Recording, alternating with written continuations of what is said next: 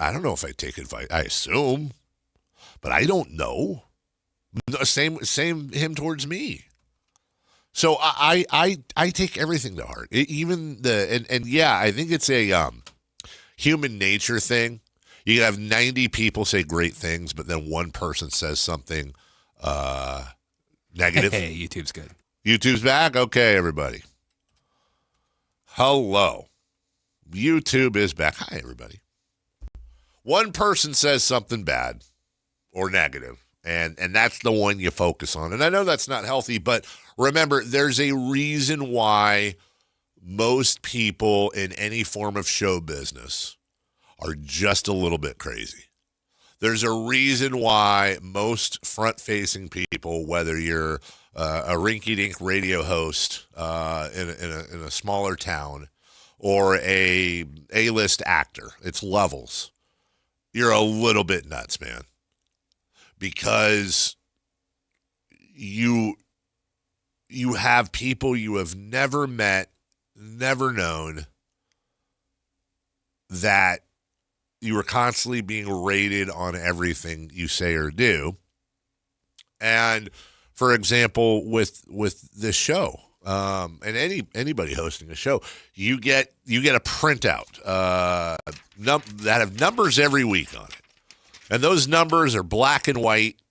They're math, but it's your report card as to whether or not people liked your content 4 weeks ago, because they run about a month behind. And then you go back and you go, if it was good, it was bad, whatever, you go, what were we doing that week? Now, the extra problem, I think, that I deal with is that if I was just doing, like a lot of shows do, and that's fine. A lot of shows are just straight, look, sports. The problem is that I spend so much time on this show integrating life and personality and family and all that stuff, that if something is not good, it sticks. It sticks a little bit because you're like, wow, I'm a loser. I'm totally boring. Nobody cares. These are just the thoughts that go on in your head. Now, lucky for us, we've had a pretty damn good run over the last couple of years. I saw some numbers yesterday. I try to bring this up once every couple months, but again, let me just say this for those of you listening right now, and this is all about you guys. This is not patting ourselves on the back, because we are a team here. And I know Jason gets a little uncomfortable when I do this, but he's gone, so let's go. We are killing it. We continue to kill it in the ratings. Honest to God, we do. I think we have been now for almost 2 years straight. Every week, every month, the number one rated sports show in the city. 2 years. Huh? 2 years? I think around that. When did I start? That's probably it. We are very strong in the actually demo. To be fair. To be fair demo. But when I say that, I mean, and that's no shot at any other show. It truly isn't. It's just it's all a friendly and sometimes, well, not friendly, but it's business. It's a competition. You know, we just lost a member of Kings Media and another radio. He didn't die. I'm saying he got let go from the station, our direct competitor. Nobody likes to see that. Nobody wants to see that. Nobody. Because even though we all compete, it's like one of those where everybody on the field shakes hands after a football game. You want to kick the hell out of each other during the game, but there's this mutual respect because you're all going through the same thing and you're all competing. But and when I say, and the thing is, I would love nothing more. See, if it was up to me, and my bosses would hate this, if it was up to me, I would actually be tweeting and showing graphics of all the numbers. I would love nothing more. And they are publicly available if you look hard enough. But I would love nothing more. And why are we paying for it? That's what I'm talking about. I'd love to just post every time they come out, just throw them up on the screen. And I would highlight every other show on every station and every time slot and just show. It's not just that. It's not that we're number one. It's that it's general. For the last 2 years, we have almost doubled the second highest rated show anywhere in the city at any time. It's just not close. And that I am bulletproof. Next time, you best bring kryptonite. And that's a testament to you guys. It really, really is. Because I go home every day, and I'll say it to Jason a lot, why the hell is anybody listening to this show? And truthfully, part of it is you don't have another choice, or you're hoping to glean some Kings news. I get it. But it has been, that part has been really, really cool, except for the fact that you'd think, well, what did you do 2 years ago? What did you do to change things? Like, what happened? And we weren't bad before that. It just, something happened, and we took off. And the answer is, we didn't change anything. As a matter of fact, it's really been the better part of 3 years. And I don't know if this is a coincidence or not, but it's so funny the way things work. I have not said this publicly before. 3 years ago, June, is when my guy bought the English soccer team. And when he bought it and they asked me to work over there and do some things, I took that job to leave this job. I was on the last year of my contract, and I took that job to pivot out of this job. I had always said I had been wondering about pivoting for a while. I had signed, this was 23. I had signed 10 consecutive one-year contracts since I came back in 2013. 10 consecutive one-year deals, with the idea of eventually pivoting and leaving. But I had to have something to pivot to, and then this came up. And so I needed to see what the other job was like.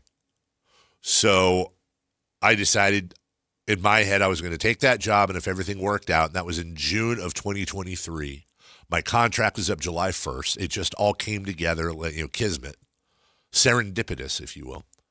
And I was going to, and I don't think Chris, did I ever tell you this? I don't think I said that here. No, because I just started. Huh, yeah, Which I think I would have liked to have known. Well, it was one of those things where I didn't know. So I didn't know how to handle it, because what was I going to do? Be like, hey, dude, I'm taking this job over here on the side, and I need a few months to figure it out. But if I like it, I'm probably gonna leave. I'm probably not going to sign another deal. But something strange happened, because we were doing fine, but we were right. Sometimes we'd be first, sometimes we'd be fifth, sometimes, up and down. And always have fun doing the show regardless of the ratings, but it's just annoying. And I didn't really feel like I was getting, we just had the beam team thing and all that. So what happened is I let go a little bit. Like last year, I'm just going to have fun, enjoy Jason, enjoy Chris, enjoy all of you, and then hopefully go out the way that never happens in the radio, which is I've been doing mornings for 10 years on the station. I've been here 23 years on the station, never had to move. My hometown. I'm leaving. I'm leaving. But then something happened. The show started doing better and better and better. And then within a couple months after that, as a matter of fact, that's right, it was fall of the next year, we got our first #1 book. And I have never had more fun doing this show. Even though I'm doing both sides here in England, I've never had more fun. And I think it was, I needed to, weirdly enough, just needed to let go. That last little part of obsessing and changing things up and trying to chase numbers and do all that stuff, just let go.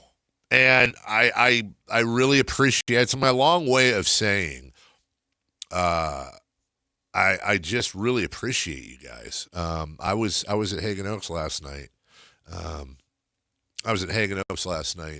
For Media Golf League. And when I was getting my cart, there's a guy there who was also getting a cart, and you have to walk from the shop to where the carts are. It's about a 2-minute walk. Anyways, he walks with me. He goes, "Hey, Dave, just wanted you to know, long-time listener to the show, former Club 50 member." When somebody says that, I know they're a long-time listener. And he was talking about when Avery and Mason came in, and saying how his kids are about a year older. His kids are in college, and just.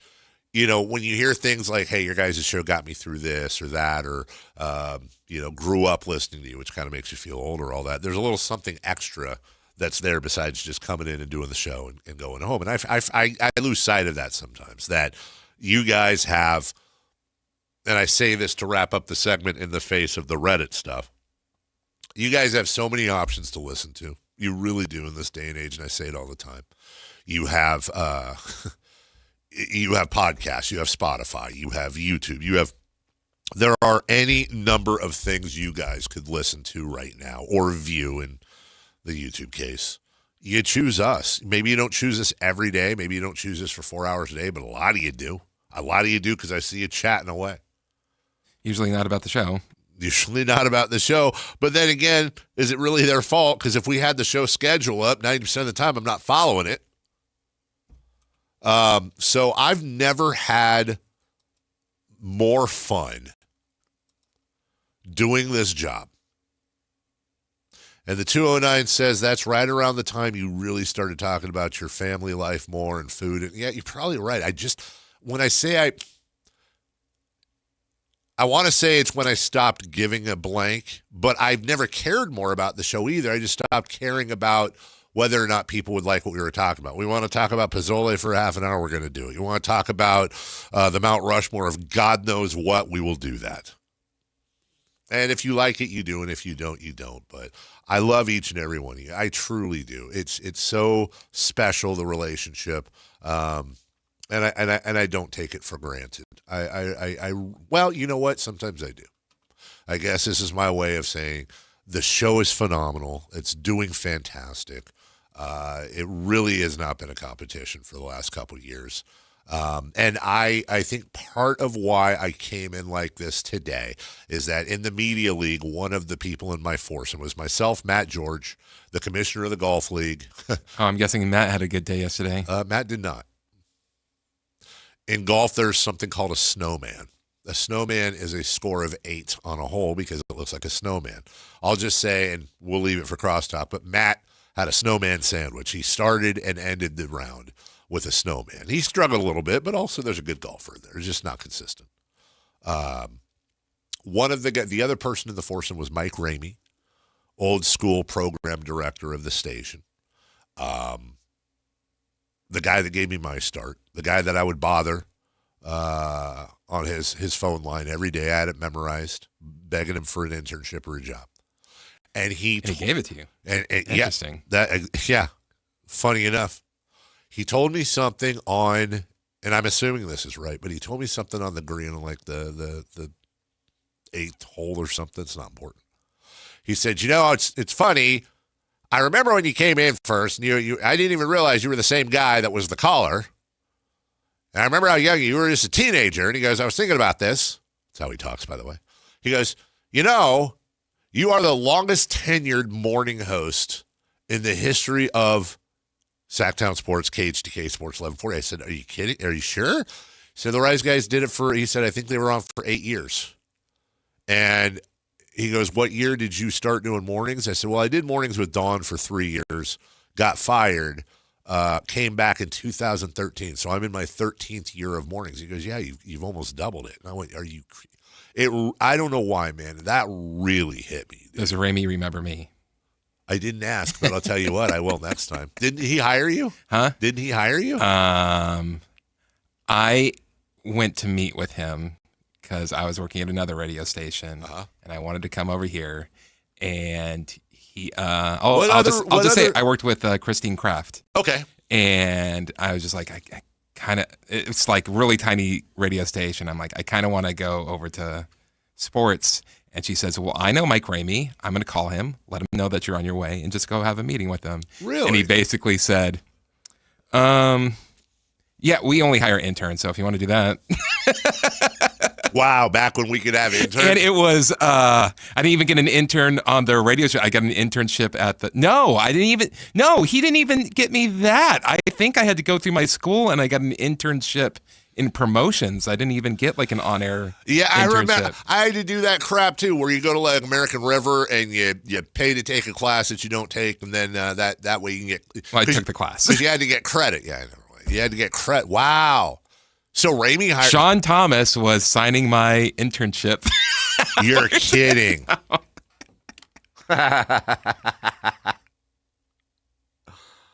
We got a break. Wow, it's always good to go. So I hope all of that. I don't know. I never know how it comes across. I hope that didn't sound self-serving or, us. It's really about you guys and us being humble and thankful and just thank you for being a friend. Travel down the road and back again, guys. And as a reward for you being so amazing, as Matt George is in the chat.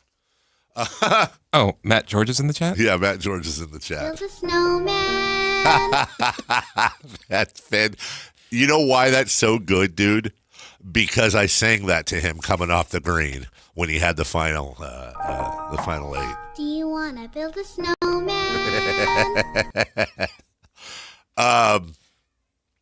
Also, we're late. Just quick note, because I'm going to forget about it. When I was in the shower this morning, anything is going to go one way. It's boring. I got out and checked, looked at my phone to see the time, and I had a missed call from Richie, our program director. And then when I looked, there was also a text, and he goes, butt dial. Until he comes in for the rest of the day, I'm going to think, in what world, dude? In what world, when somebody is on normal hours, in what world are you butt dialing me at 5 a.m? We'll take a break. Bribes galore. We actually have a jam-packed show for you today. His regular spot at 7:28. Kelly Brothers joins us. He's something. I can't figure. It's good at business. He's good at business. Speaking of pumping, somebody else is coming on at 8 a.m. A special summer edition of The Athletic, Sam Amick. I know I'm shamelessly pumping the poll here. 2 guests, that's great, but wait a minute. With Russ Westbrook retiring, Victor Oladipo maybe on the horizon, who knows? We're also going to get a summer check-in from Sacramento Kings TV play-by-play voice, Mark Jones. So we have a packed show for you. We have boxing tickets to give away in the 9 a.m. hour.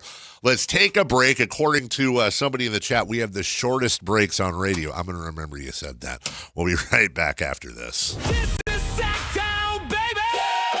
Follow Sactown Sports 1140 on Facebook at facebook.com/Sactown Sports. To keep tabs on the Kings, 49ers, UC Davis, and the entire Sactown Sports lineup all season long. Facebook.com/Sactown Sports. Your local sports leader. Sactown Sports 1140. The IRS finally caught up with Louie. I hadn't paid my taxes in 8 years. I owe the IRS a lot of money. Louie was in deep trouble. We're going to take your house, put a lien on your bank account, garnish your pay. They don't care. They're going to take your paycheck. Louie found out about Optima Tax Relief, the leading tax resolution firm. A-plus rated by the Better Business Bureau, they've resolved over $3 billion for their clients. Optima Tax, they help me. They calm me down. They make me feel comfortable, and I trust them. Louie has a lot to be thankful for. I don't owe the IRS anymore, and I'm able to live a comfortable life, a lot better life. It was because of Optima Tax. For tax help you can trust, call Optima now for a free consultation. Take it from Louie. If you owe the IRS, don't go it alone. Give Optima Tax a call. They can help you. Call 800-343-6460. 800-343-6460. 800-343-6460. Optima Tax Relief. Testimonial from an actual client. Some restrictions apply. For complete details, please visit OptimaTaxRelief.com. There she goes, first solo drive. Are we ready for this? Absolutely. Our AAA agent, what are you doing here? Well, same as always, helping you protect what matters most. Like when you added her to your auto policy, or when you switched to AAA insurance and saved. So you've been here the whole time? Yep, plus we're available 24/7 for claim support, in case you ever need it. Shouldn't she be home already? It's been 12 seconds. Visit AAA.com/insurance to get a quote today. Back to school starts now. Get long-lasting battery life on the Dell XPS laptop powered by Series 3 Intel Core so you can work from anywhere. Now starting at $699 with exclusive student pricing starting at $599. Complete your setup with savings on select monitors and must-have electronics and accessories. Limited time deals and free shipping on PCs and more await you at Dell.com/deals. That's Dell.com/deals. T-Mobile is launching something no other wireless network offers. Introducing Nothing. Pay nothing today and walk out of the store with a new phone. What did he say? Nothing. You definitely said something about nothing. Exactly. Go to T-Mobile, pay nothing up front, and leave with a new phone. Wait, nothing rules. She gets it. Hey, thanks for nothing. For the first time ever, switch to T-Mobile, pay nothing. No taxes, no fees, no money down. And walk out with a new phone. There are 250 reasons to choose T-Mobile, and now nothing is holding you back. On eligible devices with qualifying credit plan and 36-month finance agreement. Capital Casino is conveniently located in downtown 411 16th Street and has been a part of the greater Sacramento area for over 20 years. They offer the best variety of games in the region in a safe and friendly environment, and there's plenty of parking, all well lit and monitored by security. Come have a great meal at the cafe and restaurant inside. Capital Casino has the best food, the best service, and the best action. But please always remember to gamble responsibly. 1-800-GAMBLER. Hi, I'm Justin Gingery. One of the most common questions I receive is, what makes us different from other law firms? At Gingery, Hammer & Associates, we handle your case from beginning to the end. Whether your case reaches a settlement, whether it must go into litigation, or whether it has to go all the way to trial, we will be with you along the entire way. And because we are committed to your case, we are as invested as you are in making sure you get the outcome you deserve. When you get an injury, just call Gingery.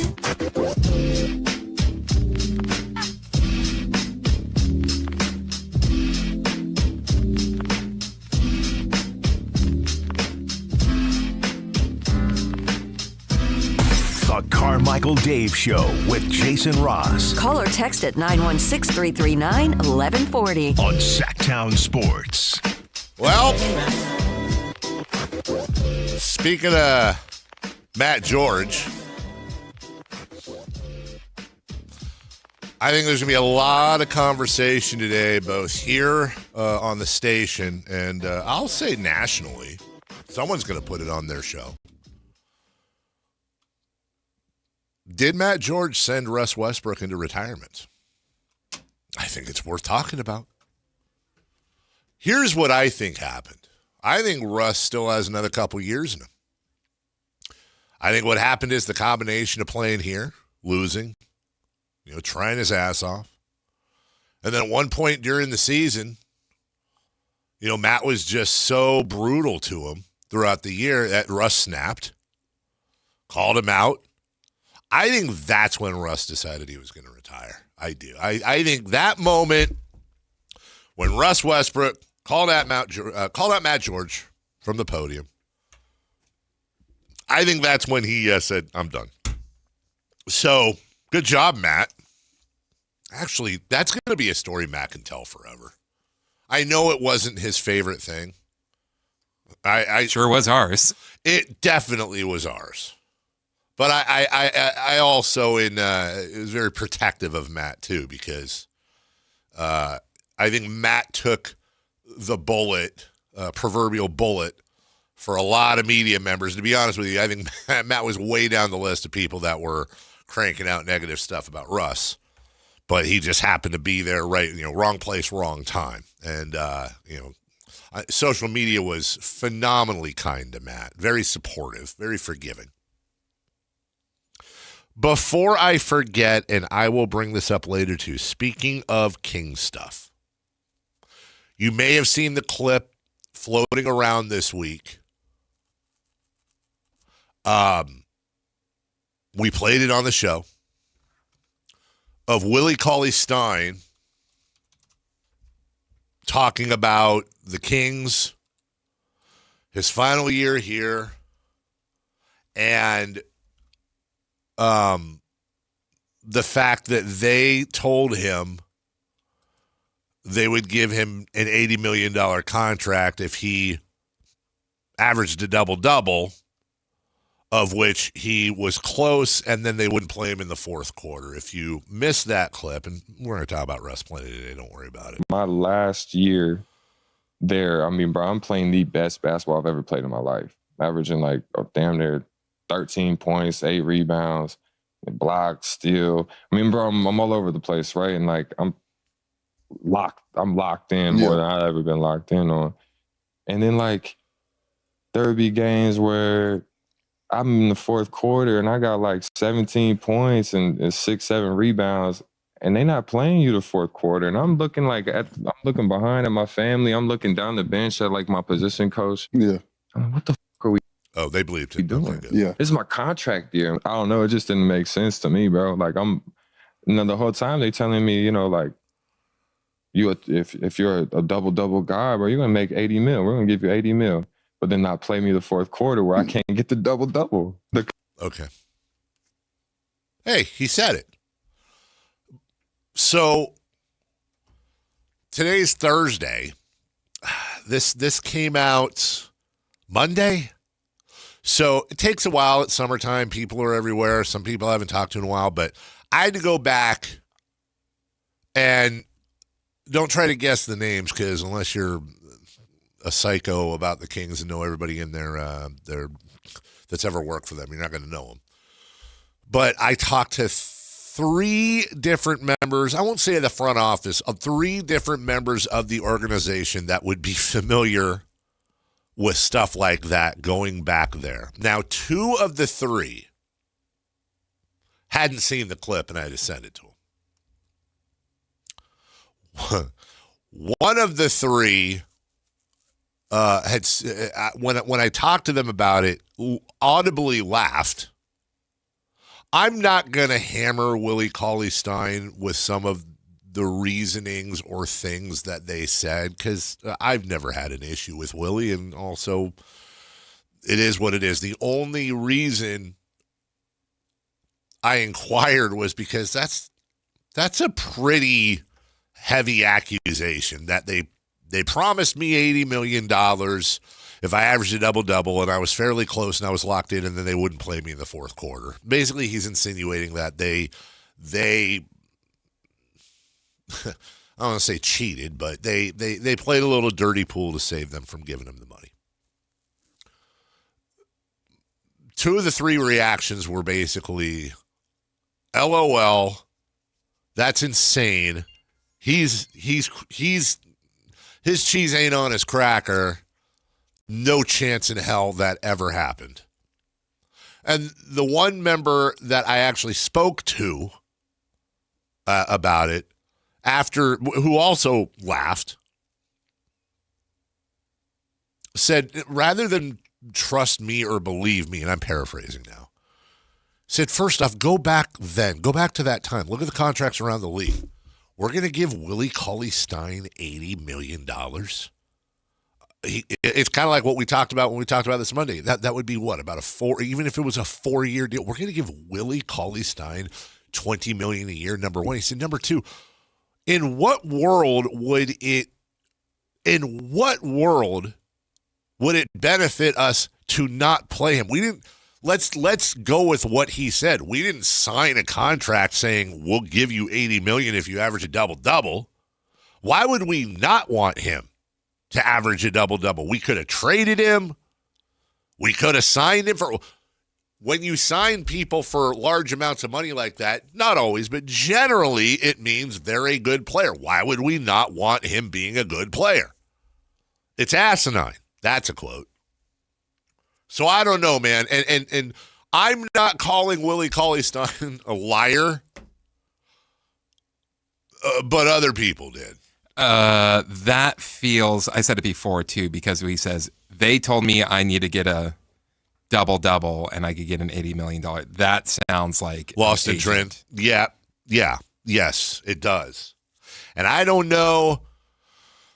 You know, the truth of the matter is, I think Willie Cauley-Stein's going on the whatever he was and just flat out lying? I don't. Why would he? I mean, maybe, but that's like also 7 years ago. I'm going to give him the benefit. Exactly. And I'm going to say that a lot of times people misremember things. Maybe he's like Chris. I think it's a great point. Maybe he's mixing it up with something his agent said. Maybe there were times every athlete thinks they should go back in when they're having a good game and they don't. Maybe the Kings thought it was a bad matchup or this or that or whatever. Maybe it was a 14-point game and they were about to get blown out and they were trying to do something different, go smaller, but Willie's sitting there going, hey, I got 13-7 after 3. Put me in. That happens all the time. I do not think the Sacramento Kings colluded to prevent them from paying Willie Cauley-Stein an $80 million contract. And I do not think Willie Cauley-Stein is just blatantly lying. My guess is it's some sort of loss in translation. What I would love, and it'll never happen, but what I would love, I'd love to get Willie and the 3 people I talked to in a room. I bet see if we could solve it in 5 minutes. But yeah, that was. I will say this about Willie. I unless each person I spoke to is flat out lying. And why would they? None of them work for 2 of them don't work for the team anymore, number 1. And number 2, I'm not identifying them. So they could be absolutely honest. I don't think they're lying.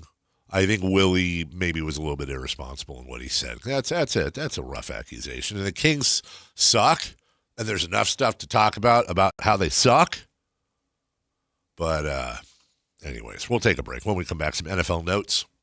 Could Aaron Rodgers be going back to Green Bay? Well, we know how that would happen. And there's a new starting quarterback for preseason that kicks off this weekend in Cleveland. Interesting choice. We'll talk about it next. Take Sactown Sports with you everywhere you go with the Sactown Sports app. The most in-depth coverage of the Kings and 49ers. A library of written and video content. And all your favorite personalities all in one place. Download the Sactown Sports app today and get in on the action. Your local sports leader. Sactown Sports 1140. And home insurance. And now we're customizing this ad for your morning commute to wake you up, which could help your driving. Science says that stimulating the brain increases alertness. So here's a pop quiz. How many months have 28 days? What gets wetter as it dries? What has keys but can't open locks? If you don't want to hear the answers, turn off this Liberty Mutual ad now. 12 months, a towel, piano. Enjoy being fully alert. Liberty, liberty, liberty, liberty. Pump up the volume. Business moves fast. Orders roll in, deadlines close in. When you ship with USPS Ground Advantage, you can keep up with confidence. Every package stays in our secure network from dock to door. And with nationwide reach, dependable tracking, and upfront affordable pricing, you get built-in peace of mind. You run the business. We run the routes. Visit USPS.com/Ground Advantage to learn more.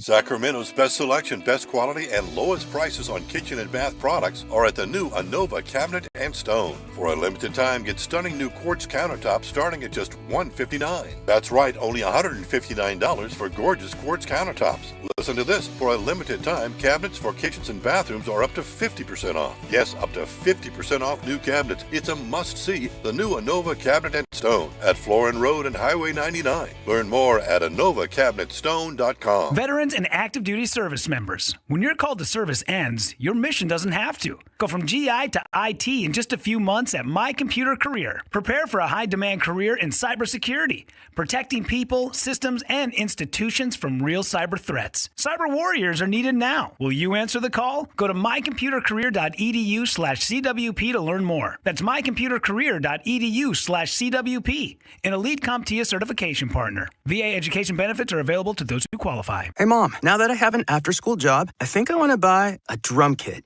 Okay, Rockstar. Let's look at your account. When kids start making money, Chase has easy-to-use tools and expert bankers to help them learn how to manage it.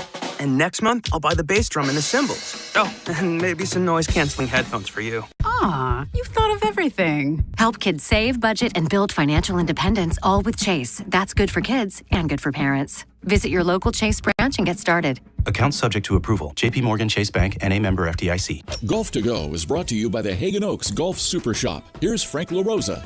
Ben Hogan said, good golf starts with a good grip. It's true. If the golf club isn't in a square position after you grip it, you'll have to do something in the swing to manipulate it back to square. Otherwise, you're hitting big slices or duck hooks. Then you start gripping the club tighter, and that tension runs through the hands, up the arms, and into the shoulders. You're done before you even take the club back. 9 times out of 10, when I make a small adjustment in a friend's grip, the ball flight is much closer to straight or even a slight draw. You want to hold the club more in the fingers than in the palm, which allows your wrist to better hinge. The lifeline on your right hand will cover the thumb on your left. In this position, you'll see the top 2 knuckles on the back of your left hand, and the V created by the thumbs and forefingers should be parallel and point to your right shoulder. Grip pressure should be about 4 or 5 on a scale of 10. The correct grip is incredibly important, and if you're having issues, see your PGA golf professional. That's your Golf to Go. I'm Frank LaRosa.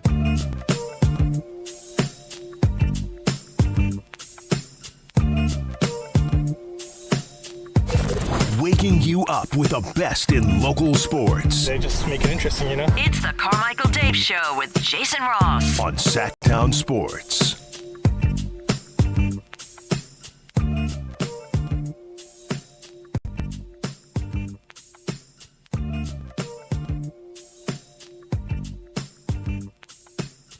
Welcome back. Jason Ross, by the way, on vacation with his family.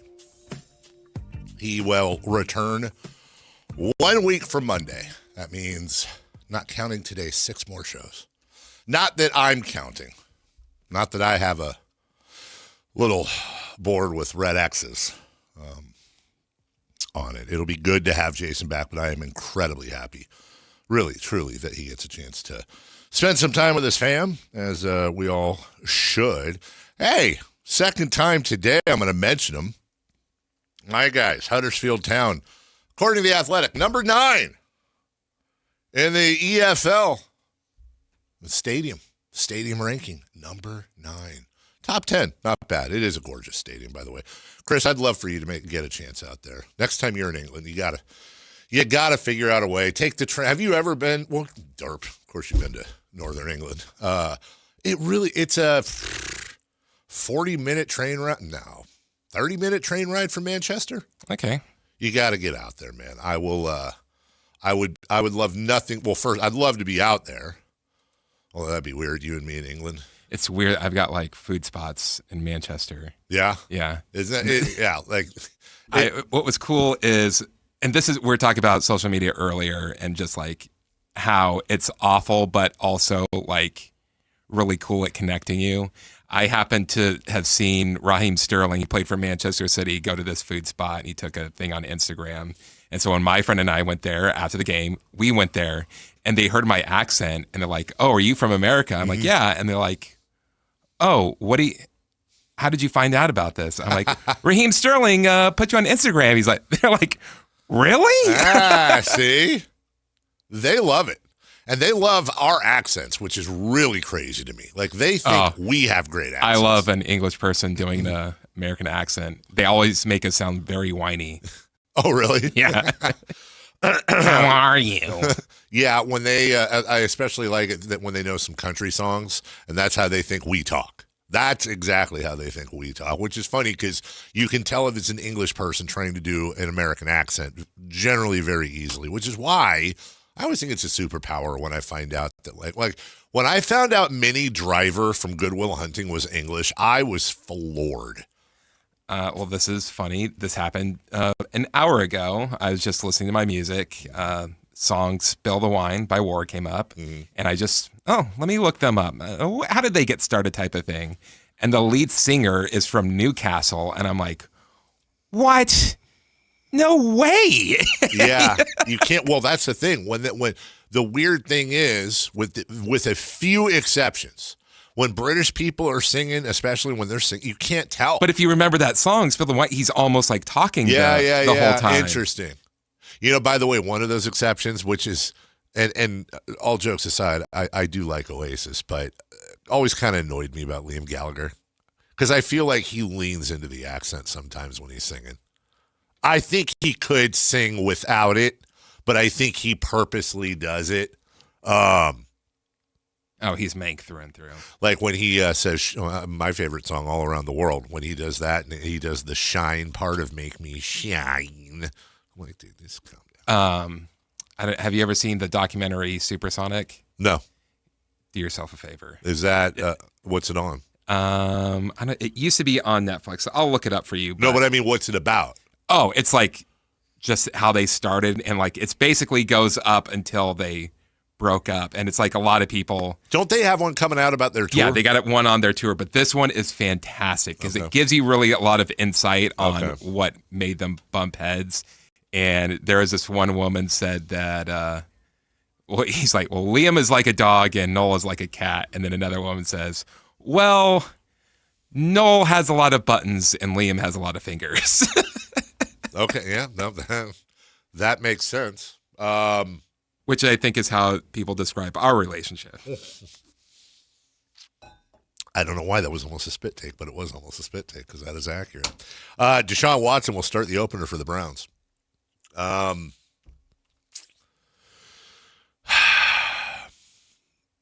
don't know, man. This comes up all the time, and I guess there's no set rule in sports or really in art, music, sports, whatever. We were just, as a matter of fact, looking at a clip today of Patrick Beverley on his podcast, finding out live and on television that Karl Malone once impregnated a 13-year-old when he was 20. Patrick did not know this. And his reaction was very real. It's always an art and artist thing that I struggle with. Michael Jackson is one of my favorite musicians of all time. Same with many, many of you. I don't know. I do not know what did or what didn't happen, but let's assume what happened did happen. Horrible. I don't need to tell you how terrible that would be. Do you not like Billie Jean anymore? Do you not like Beat It? I don't know what to do there. In Deshaun Watson's case, did Deshaun Watson kill anyone? He didn't murder anyone. He wasn't violent. But then it starts getting into you're defending what he did. And you shouldn't defend what he did. And everybody's going to have their own rules, their own set of personal standards as to what they can and cannot, if not ignore, at least put aside. I tend to err on the side of if you did something, if you murdered somebody, if you molested somebody, if you raped somebody, if you beat a woman, I tend to not forgive. It just doesn't matter. You're done for life with me. Period. End of statement. Done. I struggled with Michael Vick. That one I probably struggled with the most because I loved Michael Vick, loved him at Va Tech, loved him against Florida State when we beat him for the national title, but he was fantastic in that game. And then following him in his career, I think Michael Vick's one of the most exciting football players of all time and really changed the game. I would say when you watch his ESPN 30 for 30 on the K, you could see he is very he realizes that his life got away from him, and he was very apologetic about what he let happen. And I think that now as an animal lover, specifically dog lover, when that news first came, I'll be very honest. I'm just being honest as I can be. When I first heard the news in depth of what happened with those dogs and Michael Vick, I wished death on him. I didn't want him to be put in prison. If I could have snapped my fingers like Thanos, I wanted Michael Vick to die. Along with the rest of us. Well, you say that, and I know that there's a lot of other people that feel the same way. I'm sure some people listening would be like, well, that's an overreaction. No, I'm saying you want to get rid of 50% of the population. Okay. Boy, did I misunderstand that one. But man, did he... Then when you get more into it, you realize, okay, some of it's a culture thing that I could never understand. He was repentant. He was... he has done things with his life since then. Kind of like what we talked about with DUIs yesterday, that turned it into a positive... Not it turned it into a positive... Made as positive of an impact as he could after the fact, in which he could not change what he did. And by the way, I also had a lot of respect for the fact that the guy was in terrible debt and paid it all off, made good with his creditors, kept his word. With Deshaun Watson, that's something we'll talk about. I tend to want to root for him to come back because he once upon a time was incredibly talented and on his way to a Hall of Fame career. But it's up to all of you to decide whether or not you think he's paid his penance. We'll take a break. When we come back, top of the hour, 3 for Madness, preseason football, the Kings and Victor Oladipo, and more on these NBA teams changing ownership right after this. Football is back. This is Sactown, baby! And Sactown Sports 1140 is your home for primetime NFL games this season. This is Kevin Harlan of Westwood One. Catch all the NFL primetime action. Catch Monday, Thursday, and Sunday night football, international games, the NFL playoffs, and the Super Bowl right here on Sactown Sports all season long. Your local sports leader, Sactown Sports 1140. This is the story of the one. As a safety manager at a manufacturing plant, he does everything he can to keep his coworkers safe. From finding ways to reduce risks to keeping safety supplies in stock. And for that, he relies on Grainger. Grainger offers a broad range of quality products and next-day delivery, so he can always play it safe. Call 1-800-GRAINGER, click Grainger.com, or just stop by. Grainger, for the ones who get it done. Sacramento weather is brought to you by Bonnie. I'm meteorologist Ophelia Young from the KCRA 3 Weather Center on this Thursday morning. There is a slight chance for storms today, but skies will mainly be partly cloudy with afternoon highs in the low 80s. Get the latest forecast on the KCRA 3 News and the KCRA 3 app. Oh, the Sacramento heat. Right now, get your AC professionally tuned up for as low as just $59 and enjoy your summer nice and cool. Plumbing, electrical, heating, and air, Bonnie.com. Summer restrictions apply. License 696-355. This is the story of the one who keeps multiple buildings running smoothly day after day. Plumbing that flows, HVAC that hums, cleaning supplies that keep surfaces sparkling. That's why she counts on Grainger. With easy reordering online and 24/7 support, Grainger helps her keep the products she needs on hand. So shelves stay stocked and buildings stay ready. Call 1-800-GRAINGER, click Grainger.com, or just stop by. Grainger, for the ones who get it done. Pump up the volume. Business moves fast. Orders roll in, deadlines close in. When you ship with USPS Ground Advantage, you can keep up with confidence. Every package stays in our secure network from dock to door. And with nationwide reach, dependable tracking, and upfront affordable pricing, you get built-in peace of mind. You run the business. We run the routes. Visit USPS.com/Ground Advantage to learn more. Dawn or dusk, I'm on the hunt. Skeeter here, Sacramento Yellow Mosquito and Vector Control District, and I'm wearing Skeeter Vision, night vision goggles that light up skeeters at dawn or dusk like the 4th of July. Mosquito, 12 o'clock. Got 'em. So fight the bite by wearing long sleeves and pants at dawn or dusk when they're most active. Apply insect repellent and drain stagnant water. It's a breeding ground. Dawn or dusk, the Sacramento Yellow Mosquito and Vector Control District reminds you to fight the bite. For more information or to report problems, go to fightthebite.net. Progressive knows you've got plenty of things to worry about. What time does the kids' practice end? How long has that check engine light been on? Are takeout containers microwave safe? So the last thing you should have to worry about is what to do if something unexpected happens on the road. That's why if you're ever in a major accident, Progressive's accident response can detect it and send help. It's just one less thing to worry about. How long does chicken last in the fridge? Progressive Casualty Insurance Company and Affiliates. Limited availability in California. Driver is responsible for emergency and towing charges not covered by the policy. This is the story of the one who keeps multiple buildings running smoothly day after day. Plumbing that flows, HVAC that hums, cleaning supplies that keep surfaces sparkling. That's why she counts on Grainger. With easy reordering online and 24/7 support, Grainger helps her keep the products she needs on hand. So shelves stay stocked and buildings stay ready. Call 1-800-GRAINGER, click Grainger.com, or just stop by. Grainger, for the ones who get it done.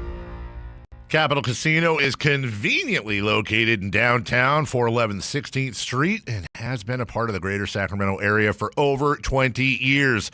They offer the best variety of games in the region in a safe and friendly environment, and there's plenty of parking, all well lit and monitored by security. Come have a great meal at the cafe and restaurant inside. Capital Casino has the best food, the best service, and the best action. But please always remember to gamble responsibly. 1-800-GAMBLER. KHD HD1 Sacramento. KYMX HD3 Sacramento. Sactown Sports 1140. Your local sports leader. 3 questions, 3 answers. It's 3 for Madness on the Carmichael Dave Show with Jason Ross. Here's question 1.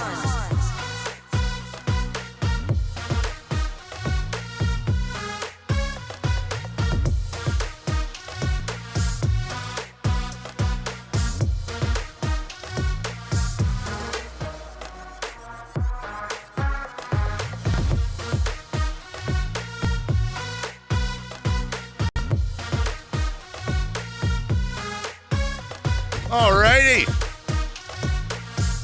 Top of the hour. Don't forget, 9 a.m. In that 9 a.m. hour, we got tickets for the Thunder Showdown 5 at the venue, Thunder Valley. I'll get that out to you just about 2 hours, and the show really picks up in about 25 minutes. Kelly Brothers comes on for his weekly Good at Business conversation. Good at Business. Boy, do we have a lot to talk about this week. Sam Amick at 8 a.m. making a special I'm shamelessly pumping the poll here. Summer appearance. We'll talk about Russ Westbrook, the Lakers, and so much more. Lakers sale, that is. And Mark Jones, TV voice of the Sacramento Kings. He's going to check in, I'm assuming, from Florida, where he spends a lot of his time in the offseason. But you never know where Mark is. He could very well, you hear the stories he tells during the games. It would not surprise me if he was playing video games and watching horse racing with Nikola Jokic somewhere in Europe, and then going to a workout with Najee Marshall. He knows everybody, man. He's working the club constantly. We love Mark, and we'll talk to him at 9 a.m. In the meantime, Christopher Lod, behind the glass. Jason Ross back in a week from Monday on vacation with his family. The segment is called... Maybe! Don't say that. 3 for Madness is... You know how many times I do that when you're out? Probably every freaking time. And one of these... So if I don't do it, then that's when something bad happens. I see. So now it's good luck. I got you. 3 for Madness, question 1. How much preseason football will you watch tonight? I was not able to watch the Hall of Fame game due to my schedule and the fact that I had stuff going on that night and I was in a different time zone. I will actually watch quite a bit of preseason football tonight. We'll get to, obviously we'll do what's on deck, but starting at 4 p.m., everything kicks off literally with 2 games, Lions-Bengals. Packers and Steelers. Looks like Packers-Steelers is on the NFL Network. I don't see a network for Lions-Bengals or Colts-Patriots at 4:30. But I will really be looking forward to Cardinals-Raiders. That'll be ESPN Unlimited. That is at 5 p.m. Be very interested to see Fernando Mendoza and how he looks in whatever series they play him. It sounded like he was going to get a decent amount of time. And if he is taking second-team reps, that should mean that he will get more time in there than, say, a Kirk Cousins. So we'll see if that's what Clint Kubiak decides to do. Chargers, Texans at 5. And then I'll watch the whole, let's be honest, I'll watch 3 quarters of Niners-Titans. I have my parents coming over for dinner tonight, so that will be right around the time we're eating, but we'll have it on. And looking for how Brock Purdy looks, looking to see if there's any young standouts, and really looking to see who plays and, more importantly, who doesn't play and why. It sounds like guys like McCaffrey and Nick Bosa and others fighting certain things, nagging injuries, etc., would be sitting. But we'll see if some of those other guys get on the field, especially the rookies. Tennessee favored by 6 on the road. And by the way, the Raiders favored by 2.5 over the Cardinals. So if you are a real gambling degenerate, there's your lines. You'll have the Niners and Raiders, though, both making their preseason debuts on a Thursday, leaving the rest of the weekend up to everyone else. And, man, what do we got here? We got 2 more weeks of this. And then where are we at? September 6th. How much time is left exactly? Let's see. 1, 2, September 6th. That's right. That's that Monday, huh? That's right. Patriots and Seahawks. No, it's not. Why is it? Oh, I'm an idiot. They're marking it September 6th through 15th. That's the week, but September 9th. So that means, oh my goodness, 1, 2, 3, 4. 4 weeks? I thought it was like 3 weeks, dude. 1, 2, 3, 4 weeks from yesterday. 4 weeks from yesterday. We have NFL football. Patriots, Seahawks, NBC. And then the following day, we've got Niners, Rams on Netflix. That's stupid. That's the one from Melbourne. That's at 5:35 p.m. Melbourne. Oh, I keep saying Melbourne. Okay, I'm happy to be corrected on Melbourne instead of Melbourne, but why do you resist when I correct you on Premier League, especially when you're such a huge fan of the sport? Because they're English. Oh, but Australian, it's different. They're like our cousins. They're like the closer cousins. They're the fun cousins. So what, are the Australians are like our drunk uncle? Our drunkle? No, they're like the cool cousin where you're like, oh, man, he's got Atari. I said Atari. I've never played Atari once. Oh, my God, dude. Oh, my God, old man. Wow. He's got Atari.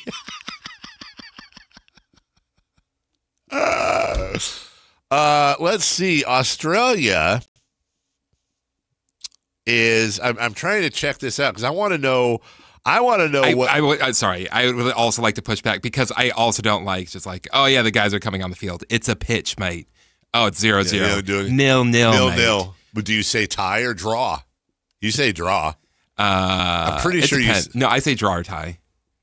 I go in between. So you just pick and choose what you. I got you. Because like when they watch baseball, I'm like, oh, they're on the pitch. Like I don't care. All right, hold on. Australia is 17 hours ahead. So let's see. So right now, okay. So when that game starts, that'll be 5:35 in the morning. 6, 7, 8, 9, 10. Okay, so in Australia, Niners Rams, their kickoff will be 12:35 in the afternoon the next day. That's not bad. That's fine. They can watch. All right, 3 for madness. Question 2. Yeah. Yeah. Question 2.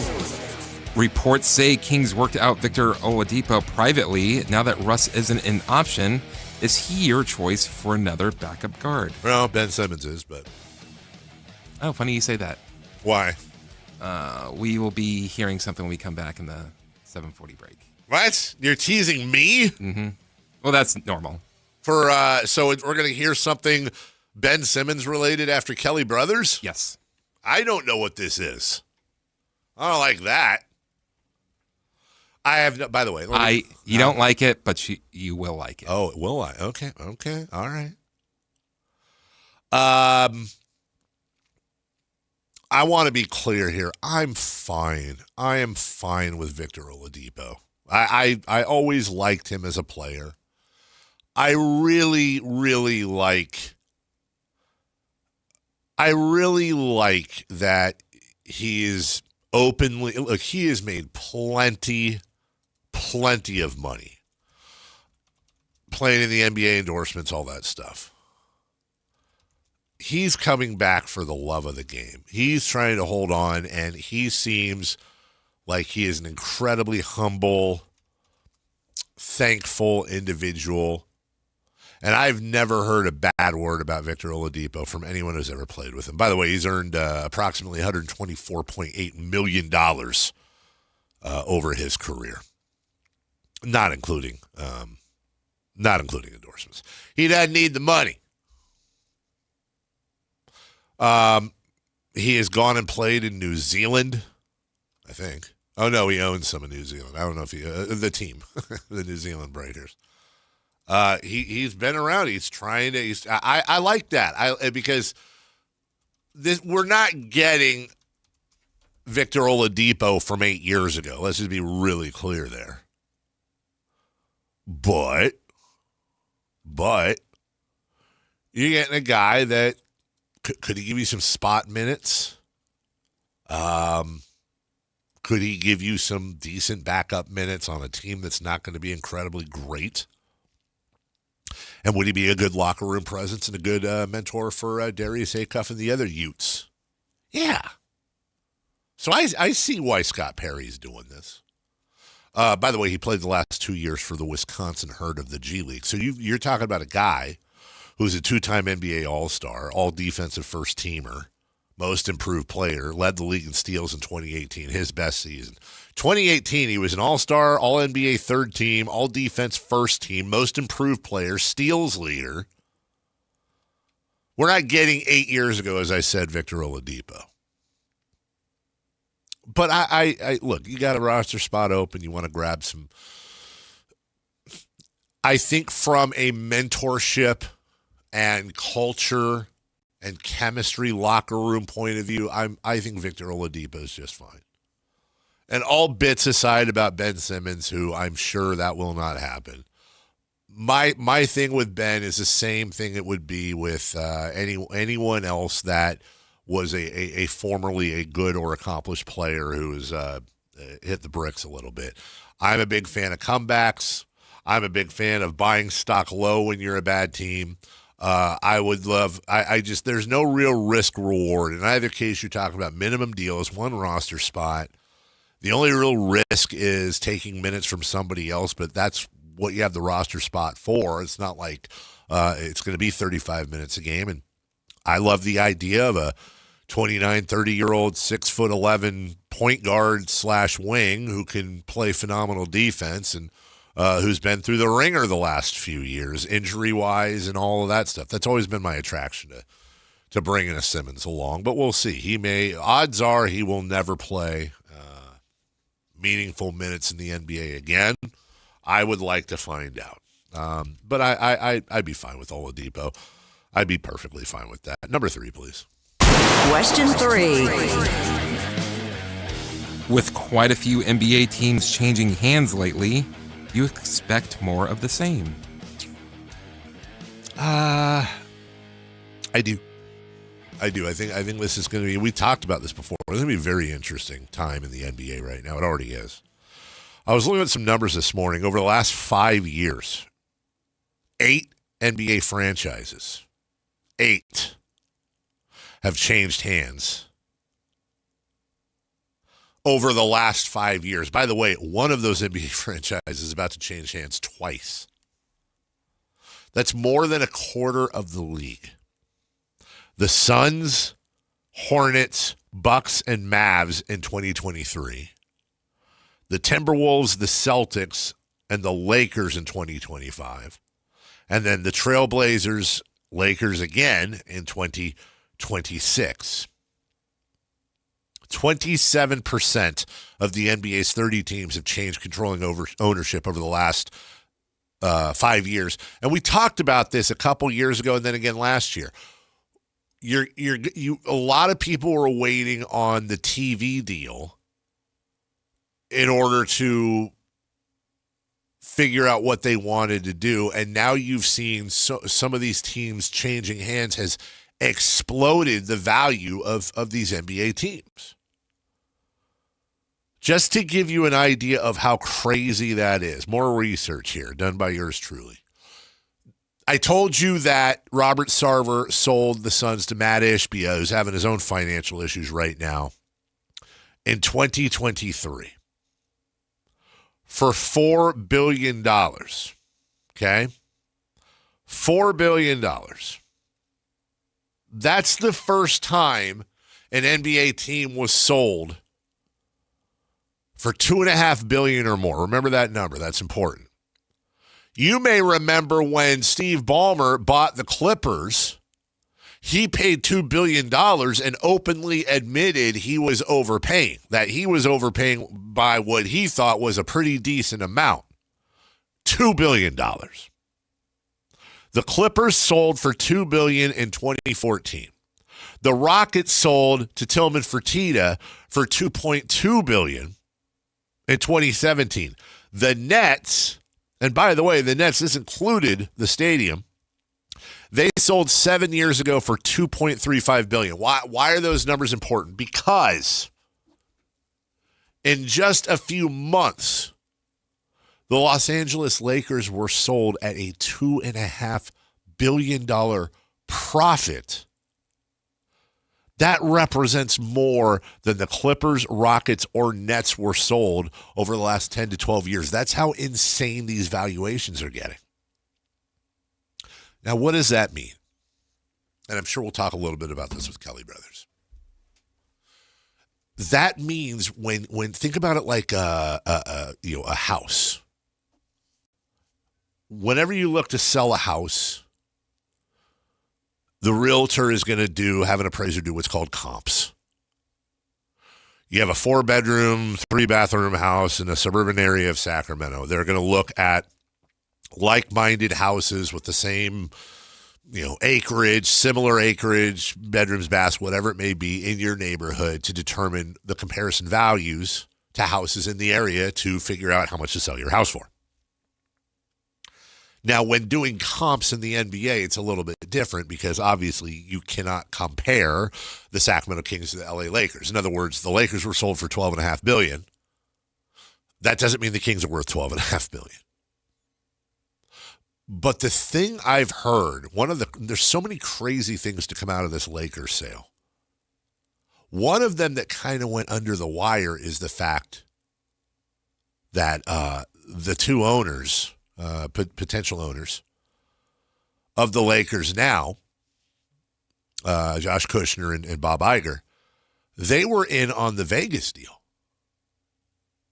And according to Ramona Shelburne's reporting, they were thinking that expansion fee was going to be somewhere around $10 billion and went, why don't we just pay $2.5 billion more instead of starting with some expansion team in Las Vegas, which would be one of the smallest markets in the NBA. We can pay 25% more and we can get the most established brand in the NBA in the second biggest market.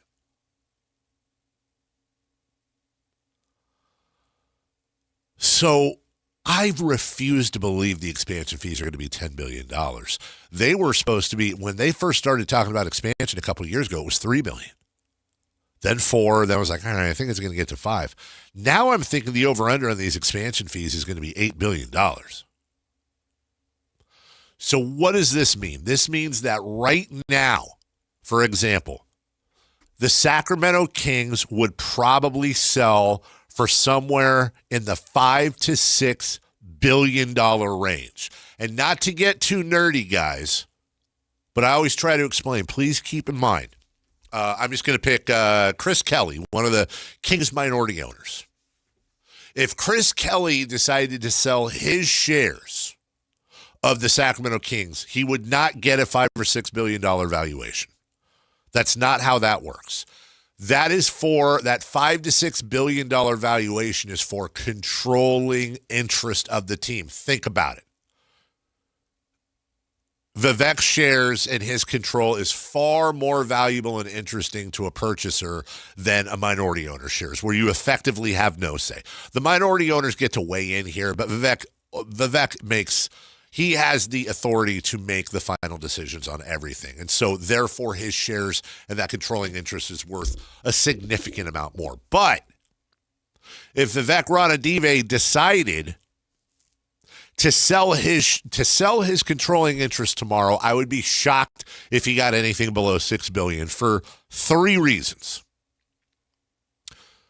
Number one, because that's less than half of what the Lakers sold for. Number 2, I'll say 4 reasons. That would be less than what the expansion costs would be if they're around $8 billion, of which, by the way, a prospective owner would be able to find out that information. Number 3, they just sewed up that aforementioned TV deal last year. It's huge, which means that revenues are going to be through the roof just from TV alone. But number 4, let's say you pay $6 billion. The headline says Chris Verlaud purchases controlling interest in the Sacramento Kings at a valuation of $6 billion.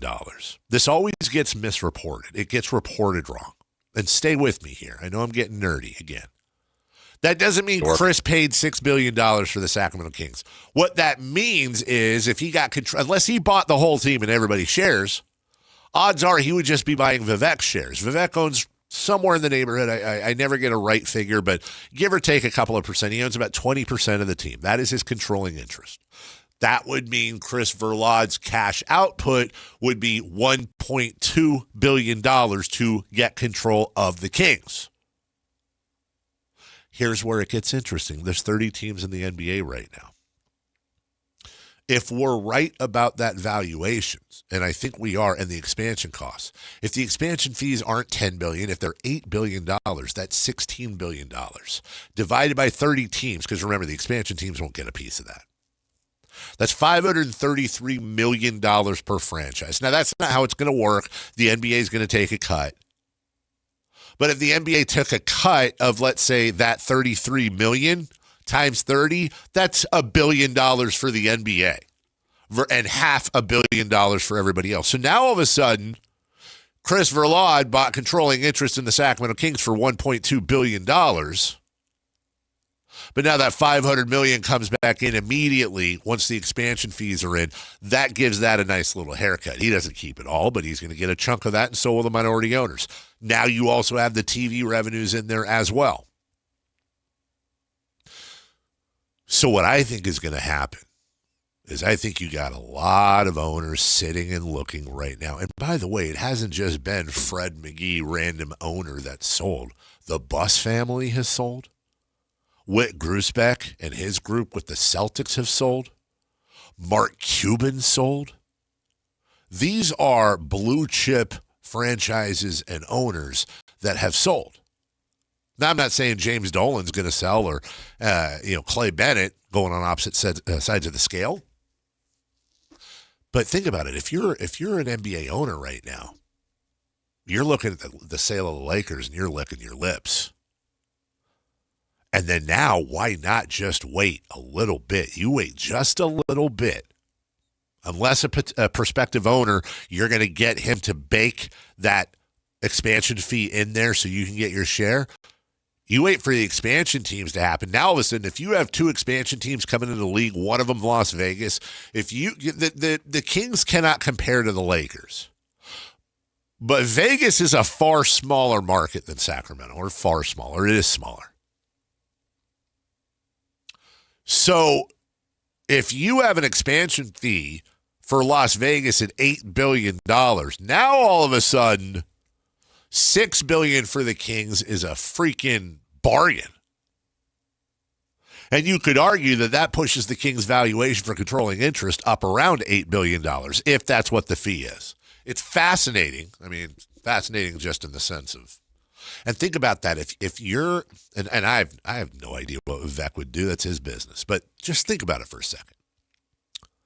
If Vivek Ranadive's controlling interest is somewhere around 20%, and I believe it is, and the Sacramento Kings sold for $535 million back in 2012. Now remember, that was 60, if I'm doing my math right, that was 65%. That was the Maloof and Hernreich section. 65% to get controlling interest. So that is 347, let's call it $348 million. Now just back of the napkin math, and again, I could be wrong here. If Vivek bought in at 20%, that means he wrote a check in 2012 for somewhere in the neighborhood of $70 million. And could turn around 14 years later and turn that $70 million into $1 to $1.5 billion that he walks away from. That is a hell of an investment. I'm not saying that's what he's going to do, but as we go to break, I'm trying to outline the math to say we're going to see some more sales here. And it may not be him, but it will be others. So it's going to be a very interesting time. Kelly Brothers joins us. We'll give you back-to-back sports business. We'll talk to him next.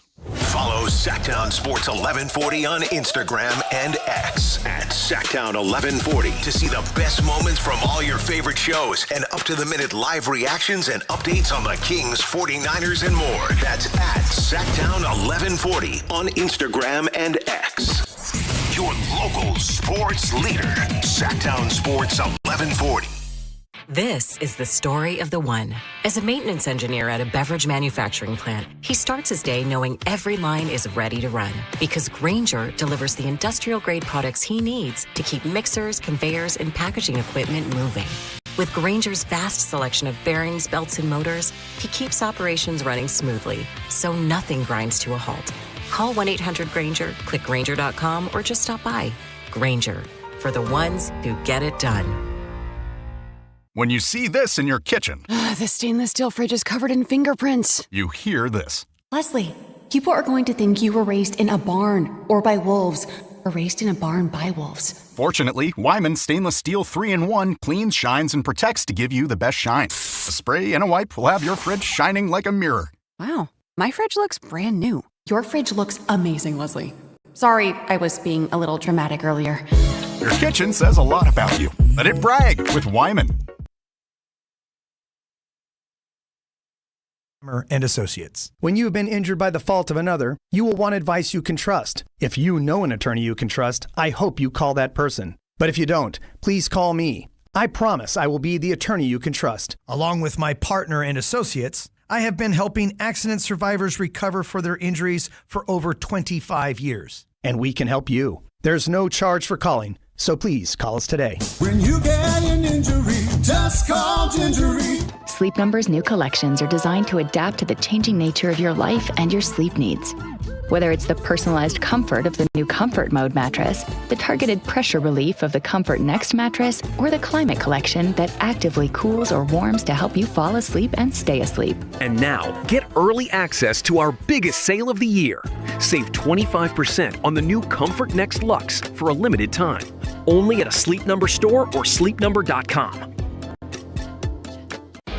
You're still glowing, flirting, grooving. You've still got it. But your immune system weakens as you age, making it harder to fight illnesses like pneumococcal pneumonia and RSV. Vaccines are a key part of any health routine and can help protect you from getting really sick. Ask your doctor or pharmacist which vaccines you need. See more at PfizerForAll.com. Sponsored by Pfizer.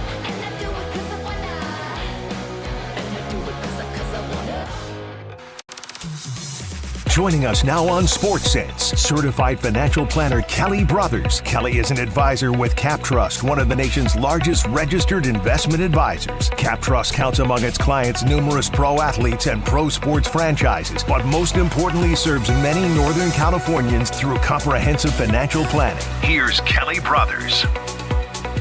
We welcome in Kelly Brothers as we do rain or shine. I don't know why that would matter. Each and every Thursday. Good morning, Kelly. How are you? Dave, great to see you. What a surprise yesterday, man. I love it when you're cutting my grass on Sports Business. I love it. Yeah, if you heard any of that, I knew we were going to be talking. There was a little bit of purpose there. I knew we'd be talking about this. I had a feeling that'd be on your radar. And I'm not the financial guy you are. I told you about my stocks. You're pretty good. You're pretty good. You're pretty dang good. But don't sell yourself short. Well, I'm going to throw something out there in my opinion, and obviously, as always, I love learning from you. There's no ego involved, so if you think I got it wrong, push back and educate me. I firmly believe that if you purchase something and are able to flip it in under a year for $2.5 billion, that's a positive financially. I think on the numbers side, it is. I think it also shows Mr. Walter is in deep with the U.S. Attorney's Office in Manhattan and the Securities and Exchange Commission as they investigate potential tax fraud. That he has $16 billion in loans from one company to another that wound up on the books of his insurance companies, and it all might have been a shell game to avoid tax. And if so, he needs to pay those down as quickly as he possibly can. So you don't make this move unless you're in deep doo-doo with regulators and tax officials. It's funny because, look, we try not to cross politics in sports. It inflames a lot of people. We're not trying to turn anybody off, but it's impossible to look away from the fact that, along with Bob Iger, the longtime Disney head, Josh Kushner is the main investor. By the way, he's 41, which pisses me off and makes me feel like a loser. But it's hard to, it's very difficult, if not impossible, to not say, okay, this guy's under investigation, and then the president's son's-in-law's brother, I think I got it right, is now purchasing the biggest brand in the NBA and giving him $2.5 billion, the owner, current owner, on top of that, Mark Walter, more. So I'm thinking, oh my God, if this dude ends up settling with the government and it ends up being like a fine of $2.5 billion, something stinks. But then I went on a deep dive yesterday, Kelly, and whether this makes a difference or not, I did think it was interesting and worth reporting. Josh Kushner, unlike what I think a lot of people would think, is actually a lifelong Democrat. He's a heavy Democratic donor. He and his brother's politics are almost completely opposite.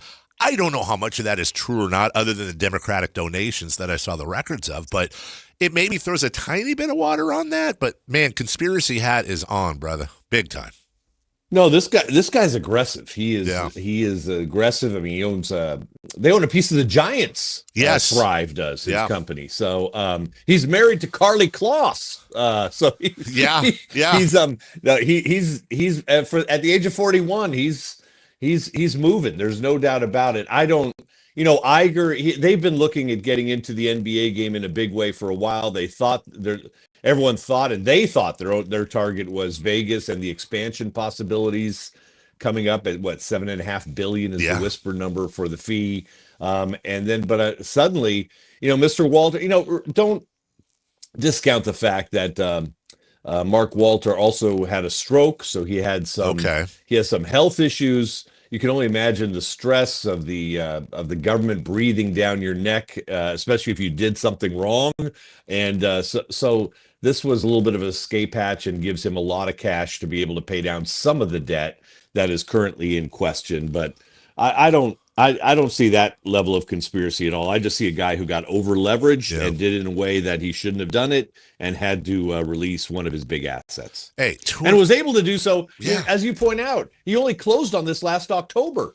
I mean, in less than a year to actually reap a $2.5 billion gain. That's not a bad deal. The other part of this there's so many aspects that are fascinating, Kelly. Now, I have seen small business deals be put together. I've seen two specifically purchase deals put together in two different sports where I got a chance to see the thing from start to finish, read the paperwork, going through everything from gaining approval from the leagues. The fact that I know back in, I think it was 2012 when the current ownership purchased, each one of the minority owners, I believe, this was always a factoid I loved, had to write a check to the NBA, I think, for $25,000 to pay for the background investigations, in part, that the NBA would do to vet them, to make sure that they didn't let an owner come in and own a piece of a team, and then later on you find out God knows what is in his background, or that he did.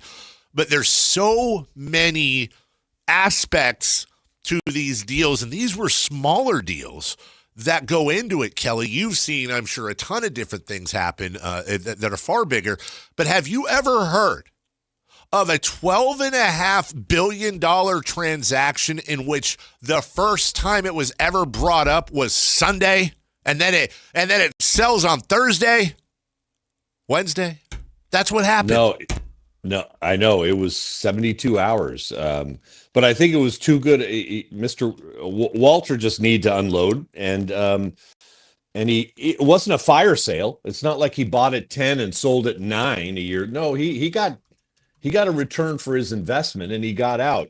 But the other interesting part to what you just said, Dave, I think you've mentioned this before, and is that after the Sacramento Kings deal was done in 2012 and 2013, I believe it closed. Yeah. But after that happened, they changed the rules as to how many owners you could have on a single team in the NBA. The Kings forced them to change the rules. But that's where it gets interesting. I heard you talking about this. There is no doubt Mr. Ranadive has an investment which has gone up multiple upon multiple times. I don't know how you value the Kings at anything less than half what the Lakers just sold at. I would think so. So and I, in my head, I can separate it out, Dave. Some people can't, but I can't. Vivek Ranadive helped save the Kings. Vivek Ranadive made sure the arena was built in the right place. Vivek Ranadive brought the A's to Sacramento, which, good or bad, at least gives us a shot at maybe getting an expansion team down the line. There's a lot of good things on the business side Vivek Ranadive did. As an operator, he's been an utter failure, a complete failure. And I think the hard part for Mr. Ranadive is going to be sitting there this fall. And if the Kings do what many of us think they're going to do, hearing chants of sell the team. Yeah. And that is a possibility. The part about the $1 billion that you mentioned before I came on, the part we don't know, or at least I don't know, maybe you do, Dave, but is what is the first right of refusal minority partners of the Kings have in terms of control of the team? Because you're correct. If Vivek bought that, and if he were to sell his stock, it would be over $1 billion if it came with control of the team. Right. If it doesn't come with control of the team, it's discounted substantially. It's not worth as much. Yeah, you're basically, as one minority owner told me once, a glorified season ticket holder who just has equity stake. You have capital calls, dividends but I think they've had very few dividends paid out. I think more capital calls than dividends, but I don't know that for a fact. But I bet money I'm right on that. The way you make your money is you sell it eventually. Let me make sure I understand your question, though. When you say first right of refusal, what are you referring to? Like if Vivek sold to whom, or what? Help me out with what you mean by that. Well, with Vivek owning, what do we want to call it? Let's call it 20%. Yeah, 20% of the economic interest of the Kings. Mm-hmm. The other minority owners, what rights do they have in terms of assuming control of a team as opposed to Vivek selling control of the team with only 20% of the economic interest? Okay, I believe, and I want to caveat this. This is just based on conversations I've had in the past with people that are minority owners, and if I am wrong, and I know Kings people listen that work with the team, feel free to text me, correct me. I will keep your name out, and I will correct it on the air. But I am 95% sure they have absolutely zero rights when it comes to him selling the team. That would be a deal between him and whomever he is selling it to and the National Basketball Association. And I do not believe there is a covenant in which he would have to turn to one of the minority owners and give them an opportunity to match, which I believe is what you're talking about, or beat whatever. Now, he may choose to do that and say, hey, I've got an offer from Fred McGee over here in Ohio for X. I love Fred. Yeah, Fred's a good guy, really good guy. And now Kelly, as a minority owner, do you want to pay Y or X plus Y for it? I don't know. He could choose to do that, as I understand it, but I believe his controlling interest in who purchases that is a covenant between himself, a love triangle, if you will, between himself, the prospective owner, and the National Basketball Association. So. Well, then obviously he could get a check for over $1 billion for his interest, and we could have a new owner. But I don't know if he wants to do that. I don't think he does. But I think there will be pressure to, and there should be, after the futility that Sacramento and Kings fans have suffered through. There should be some pressure to think about a new way of doing things.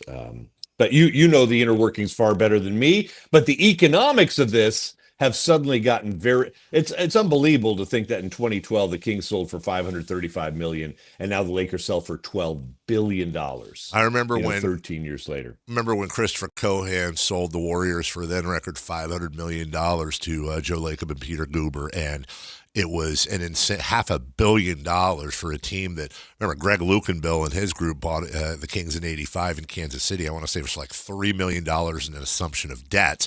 Now, when they came back and we found out in February of, I think it was 2012, 11, that Chris Hansen and Steve Ballmer and the Nordstrom brothers had made a purchase agreement of $525 million at the time for the Kings, which would have set a new record. And the whole thing was, how are you getting a record sale? Imagine that if this happened today, it would be the equivalent of Seattle owners making a deal with Vivek for $13 billion for the Sacramento Kings, and now we have to find people to come up with that. Well, that's how it was in 2012. And again, my numbers could be skewed. I really want to keep putting that caveat out there, but I know I'm very close. The numbers and Dave, the other interesting step up there happened to me right after the Kings were sold, because the Kings at the time they were sold, what was the highest purchase price ever in the NBA? Yeah.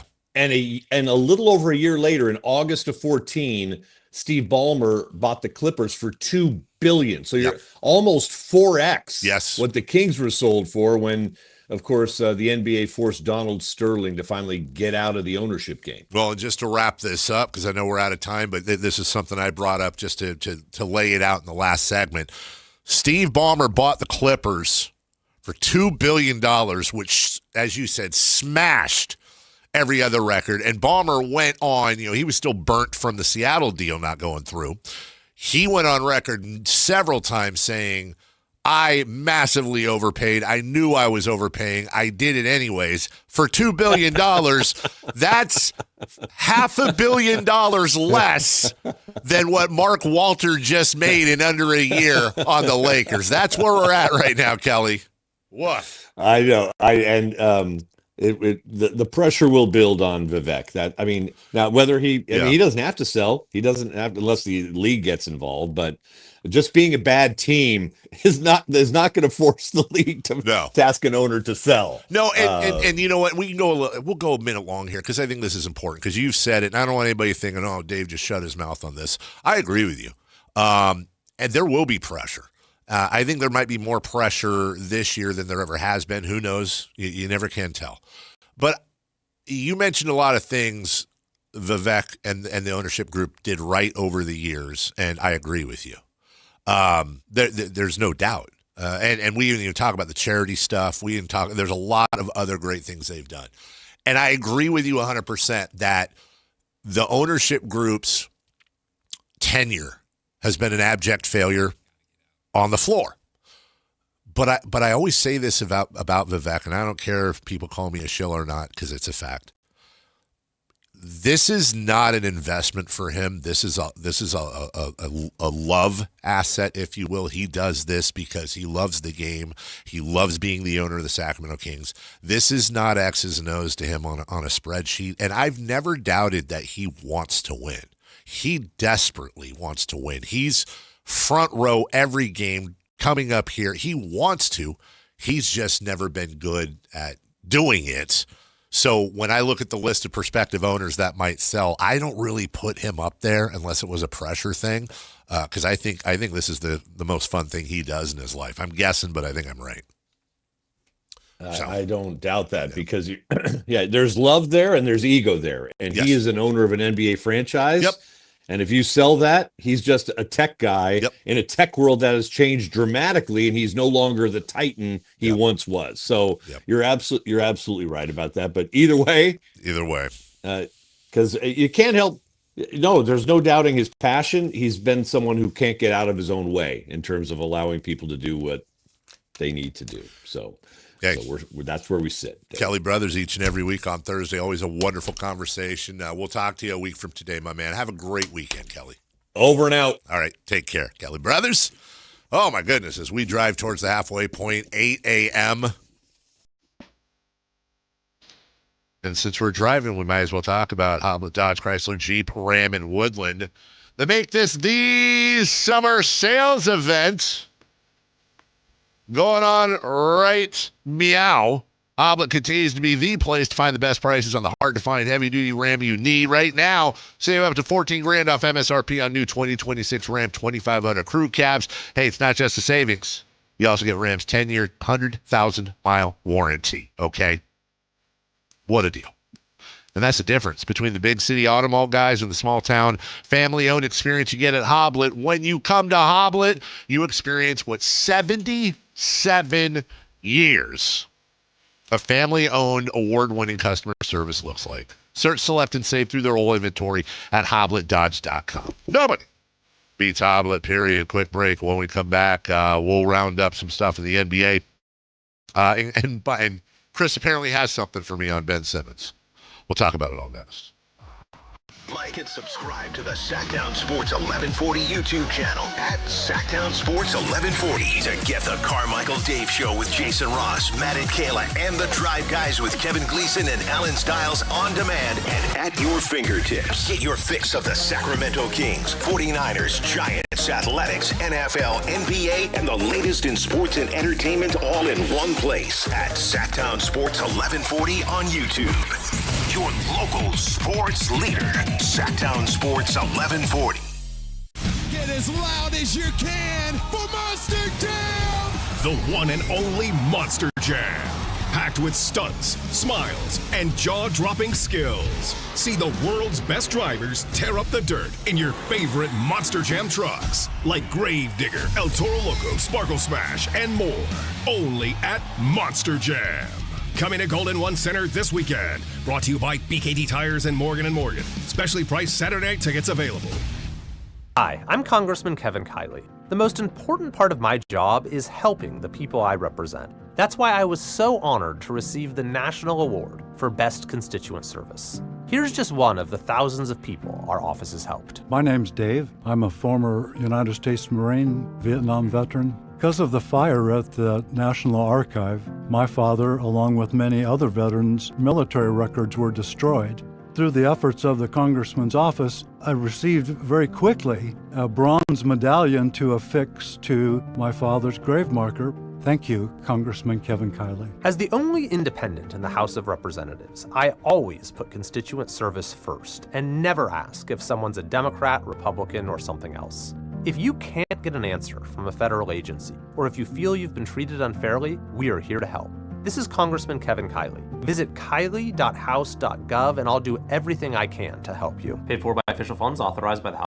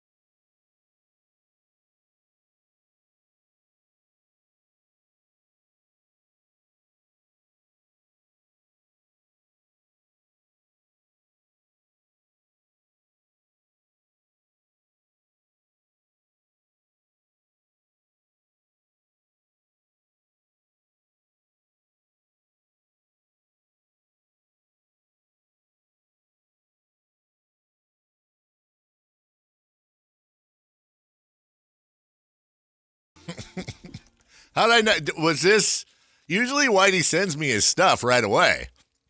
Has this been played before?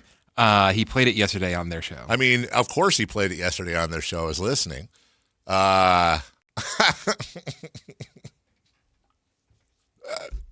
You know the thing? I'm being goaded. Not goated, as the kids say. I'm being goaded. Goaded. I'm being goaded into this. because the Ben Simmons conversation for me, honestly, like I said, it's been a fun part of it's a bit like when we're playing Enter Sandman Coming Back, and I say Red Hot Chili Peppers bringing us back on Sactown Sports, and inevitably one or two people have to chime in. That's a fun bit. A fun bit is us saying, "Oh, LeBron's first game was in Sacramento." Was just going there. Someone was not happy with that. Somebody was not happy with that. That's a fun bit. So there's a little bit there's a little bit of fun there. But what I would really like to do is and this isn't directed at Whitey. That was funny, and I truly don't know where he stands on it, but I assume that's where he stands. But when I see the discourse online, because we put out a clip earlier in the week where I was talking about Simmons, the discourse I see online where like people are losing their mind, and it's like, what did Whitey say in there? He might get hurt, or he's only made 5 threes. And I see other people saying, mentally he's not there, or whatever. Guys, I actually am more interested in the argument from the people saying no than I am in him actually coming here, because it fascinates me. More than Ben Simmons or him playing in Sacramento, it's the no side that fascinates me. It reminds me, honestly,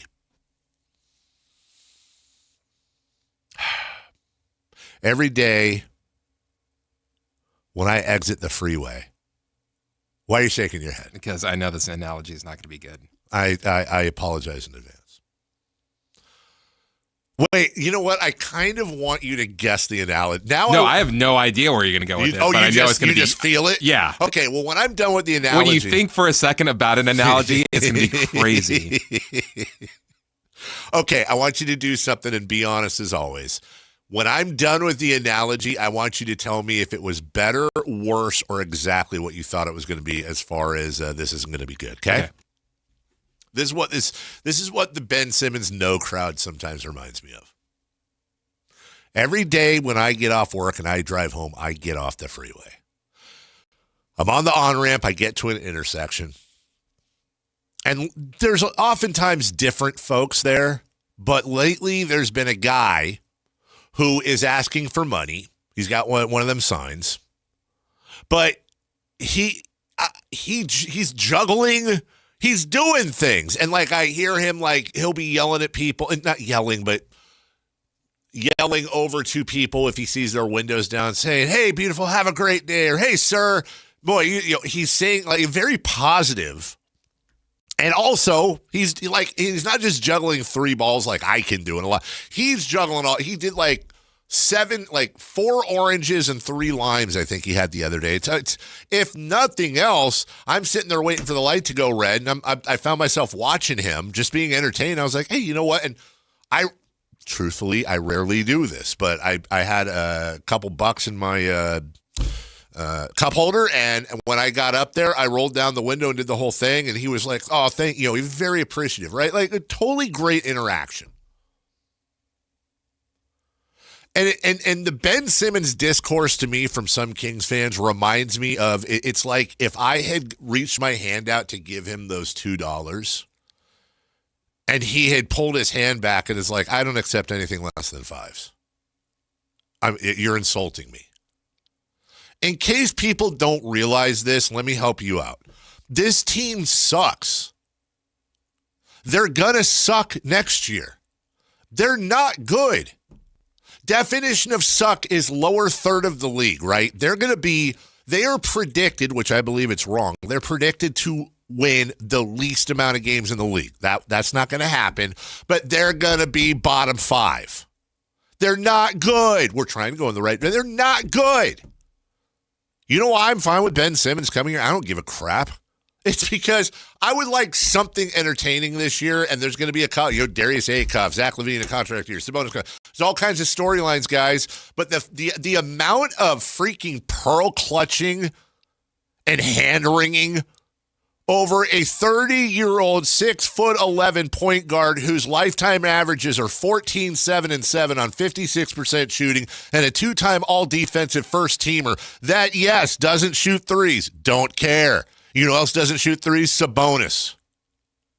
A lot of guys don't shoot threes, number one. Number two. He's made more than Simmons. Melted down in Philly.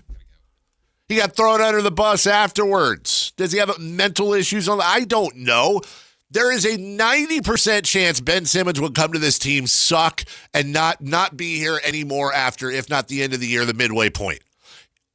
You can grab him for a minimum contract. Throw him on the floor. Either he sucks or, oh, hey, he's rejuvenated his career. What an interesting story. It's entertaining. And you guys are like, no, he's trash. So's your team, dude. Nah, I don't want those $2, at least $5. Aren't those negative people the same reason why you didn't want Westbrook here last season? Huh? The arguments you're saying for those people, wasn't that your argument for not bringing Westbrook in last season? What was my argument for not bringing in Westbrook? Just like, what's the point? He's not good anymore. Nobody wants him. He's going to bring this team I thought down. I was supportive of Westbrook once he got here last year. Huh? Wait, no, I know we got a break. I'm just once he was doing well, you're like, oh yeah, you know what? This is fun. You did change your mind. How did the Westbrook thing work out? It was fine. Worst case, he signed on a minimum deal. But I'm saying your arguments about, say, you're telling people that their arguments for not wanting Ben Simmons here were the same arguments why you didn't want Westbrook here. Two things, and we got a break. Number one, you're screwing my bid up. And number two, maybe I grew.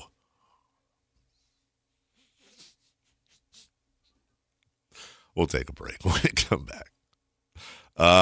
Sam Amick joins us for a special summer edition. See what he says about Ben Simmons. Let's see what you say.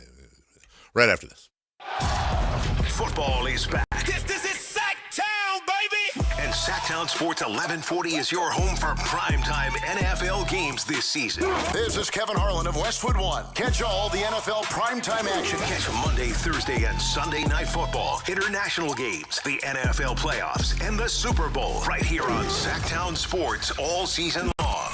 Your local sports leader, Sactown Sports 1140. This is the story of the one. As a safety manager at a manufacturing plant, he does everything he can to keep his coworkers safe. From finding ways to reduce risks to keeping safety supplies in stock. And for that, he relies on Grainger. Grainger offers a broad range of quality products and next-day delivery, so he can always play it safe. Call 1-800-GRAINGER, click Grainger.com, or just stop by. Grainger, for the ones who get it done.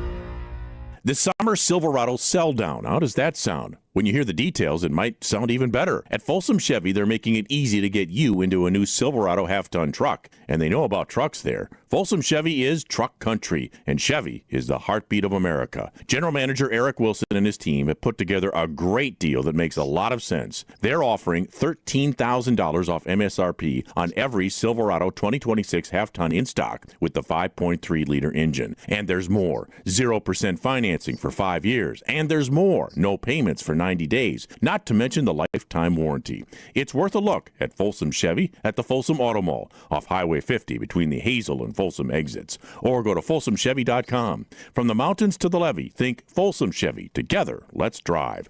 Must finance with GM on approved credit. $16.67 per 1,000 financed. Cannot be combined with other offers. Ends August 30th, 2026. Sacramento's best selection, best quality, and lowest prices on kitchen and bath products are at the new Anova Cabinet and Stone. For a limited time, get stunning new quartz countertops starting at just $159. That's right, only $159 for gorgeous quartz countertops. Listen to this. For a limited time, cabinets for kitchens and bathrooms are up to 50% off. Yes, up to 50% off new cabinets. It's a must-see. The new Anova Cabinet and Stone at Florin Road and Highway 99. Learn more at AnovaCabinetStone.com. Want the best movie experience in town? Join Sactown Sports IMAX Pass by visiting SactownSports.com. Sign up today.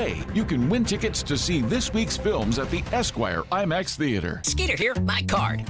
Field Tech, Sacramento Yellow Mosquito and Vector Control District. I never met a Culex terrasalis I didn't want to smack.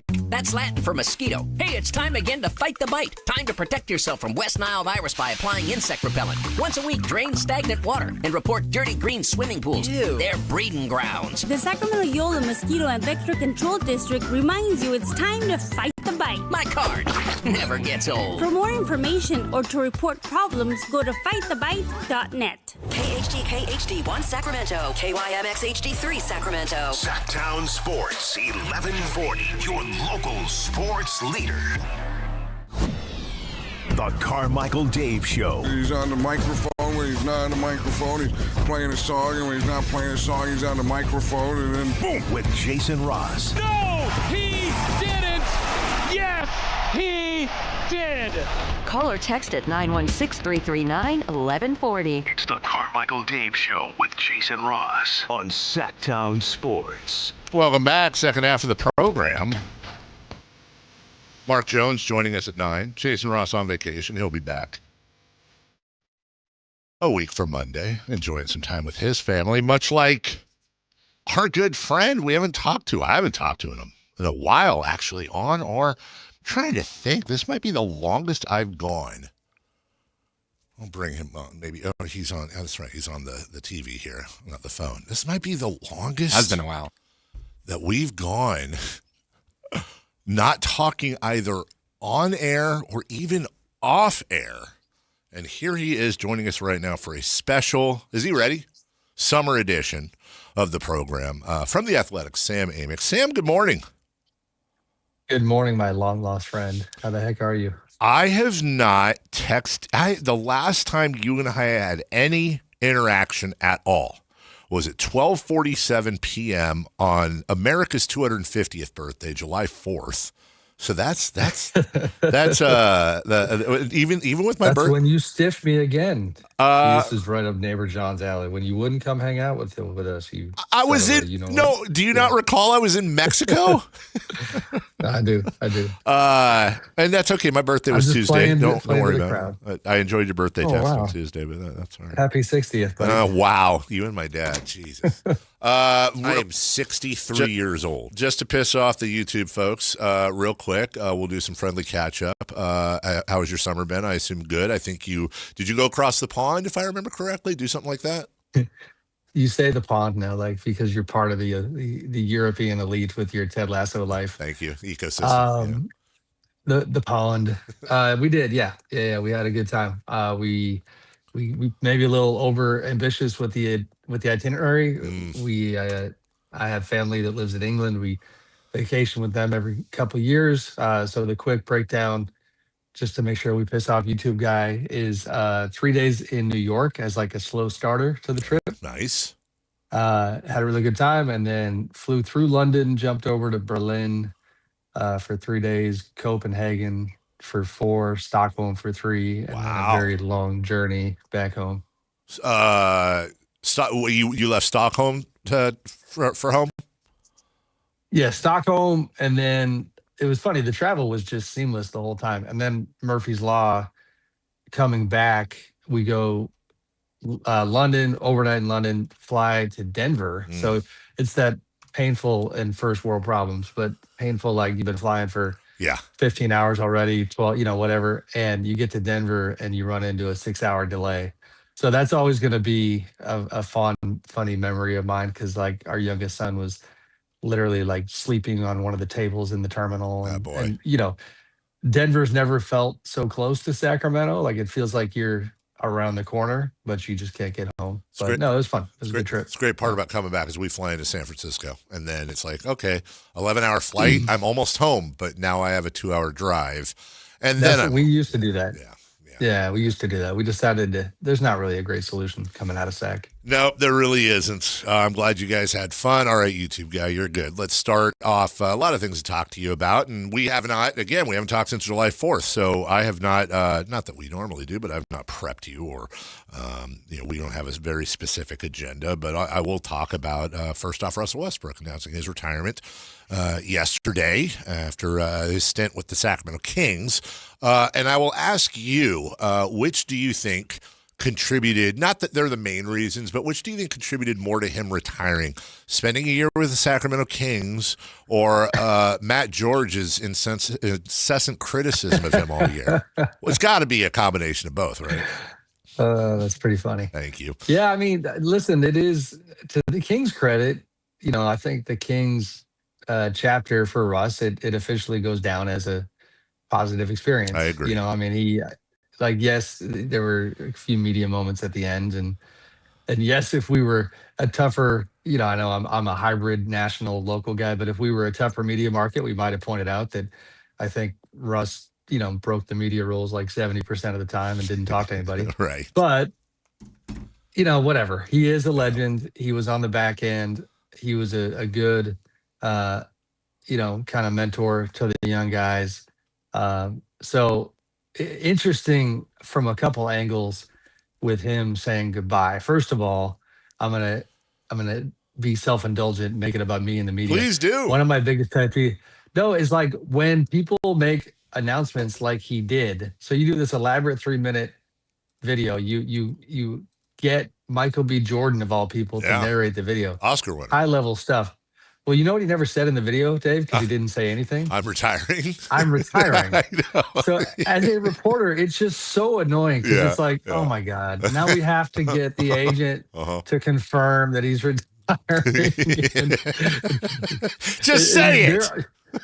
There are more stories in this business than you would think, that where you have to cut through. Common sense tells you he's retiring. Well, we're not allowed to assume. So anyway, that was a bunch of wasted energy on my part. No. There's a non-zero. I mean, it's a great point. There's a non-zero chance, Sam, knowing Russ, which, by the way, to be clear, I don't know him. Don't yell at me. Don't be like, do you know me? I don't know him. But knowing what I think I know about Russ, there's a knowing him like I do. There's a non-zero chance that he was like, yeah, I'm going to piss off a lot of media members, make them work a little extra hard. Russ is always a little bit different, man. For sure. Yeah. No question. Now, the other thought I'll have is, 3 total thoughts. Number 2 is the timing was wild because the Lakers sale, which I know we're going to talk about, happens. That's a stunning headline. It's still, barely happened. It's pretty fresh. And what I will also always remember is that I sarcastically had jumped on Twitter about 2 hours after the Lakers sale, and I was admittedly annoyed because I spent all this time writing a story on Peyton Watson that because of the Lakers sale, nobody's going to read. And so on Twitter, I said, since it's a slow NBA news day, here's what I'm hearing on Peyton Watson. I'm not exaggerating. Like 3 seconds after I send the tweet out, Russ retires. So then my mentions were great. I had a guy that was just like, hey, dummy, it wasn't a slow news day to begin with. And I don't know if you noticed, but Russell Westbrook retired. I'm looking at it right now. He posted the video, and there's somebody else said, terrible optics, Sam. I don't know. It was so close. I'm shocked more people didn't think you were just being ironical and saying since it's a slow news day.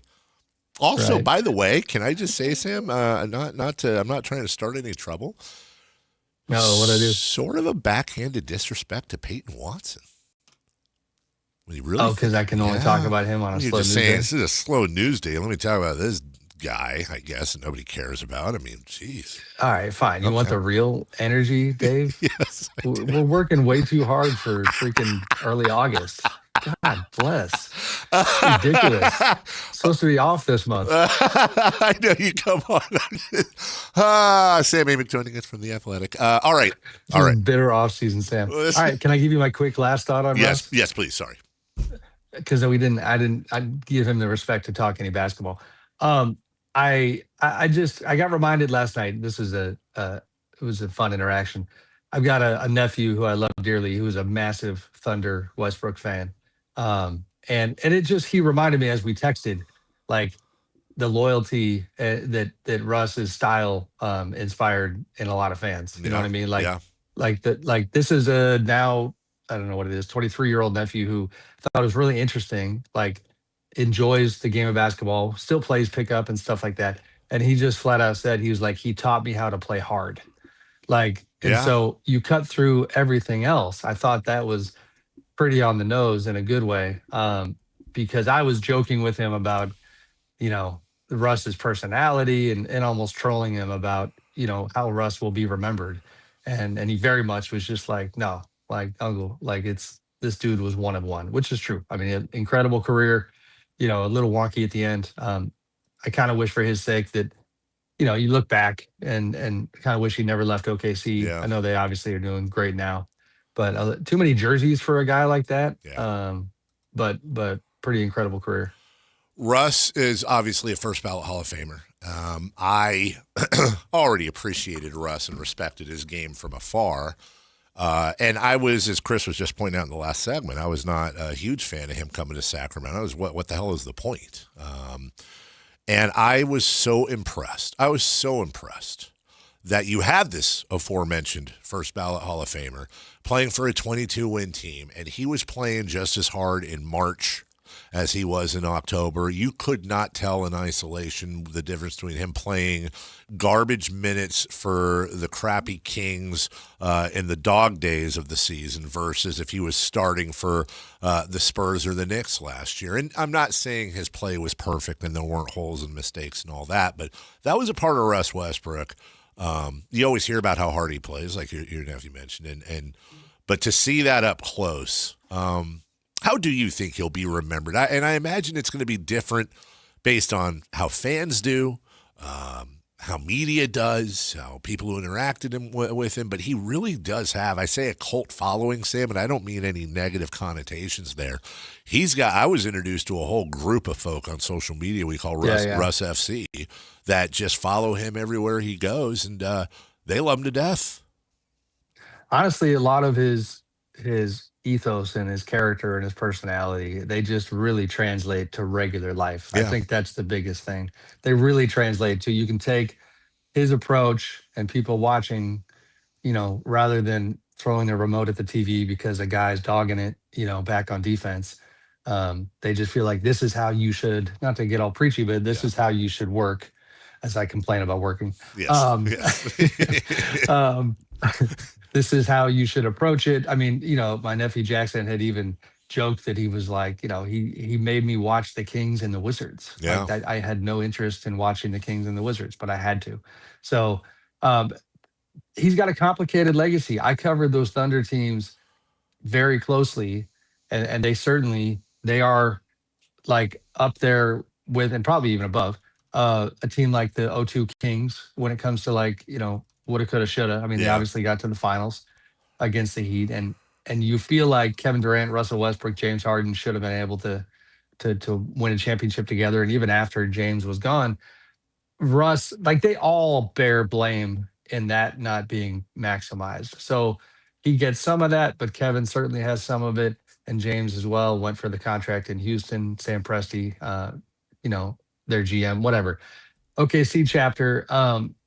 From there, the triple-double stuff, I do think people over time have forgotten how special that was. Yeah. Like, we just didn't see a guy having the ability to hit those marks. I know they're arbitrary, numerical marks, but they are kind of, historic when it comes to the NBA. And I remember being at USA Today, and all of a sudden it's like, I'm doing phone interviews with Oscar Robertson to talk about Russ because what he's doing was incredible. So that eventually people, I do think, took it for granted. Plus, I think, yes, Russ got too obsessed with it, and at times it did hurt the way that his team played. But when you take a step back, all the noise about him is going to dissipate, the negative noise, and you're going to look at it and say, like you said, first ballot Hall of Famer. Most of these guys, if not all, have their flaws, but pretty remarkable player. Sam Amick joining us. Last thing on Russ, and we'll get to the Lakers story you worked on yesterday. You mentioned the kind of wonky at the end, and just looking, he got drafted by OKC when he was 20. He was there until he was 30, and then he basically ended up with 7 teams in the last 6-7 years. Now, from afar, one might look at that, and generally when you see a guy basically switching teams every year, especially when he was, for some of those years, still putting up very good numbers, the thought is a locker room guy, problem player, circuses in town, ego, whatever it may be. How much of that do you think would apply to Russ towards the end, and how much of that was maybe just the gravity of the game of Russ Westbrook became very difficult for some teams to fit into their ethos?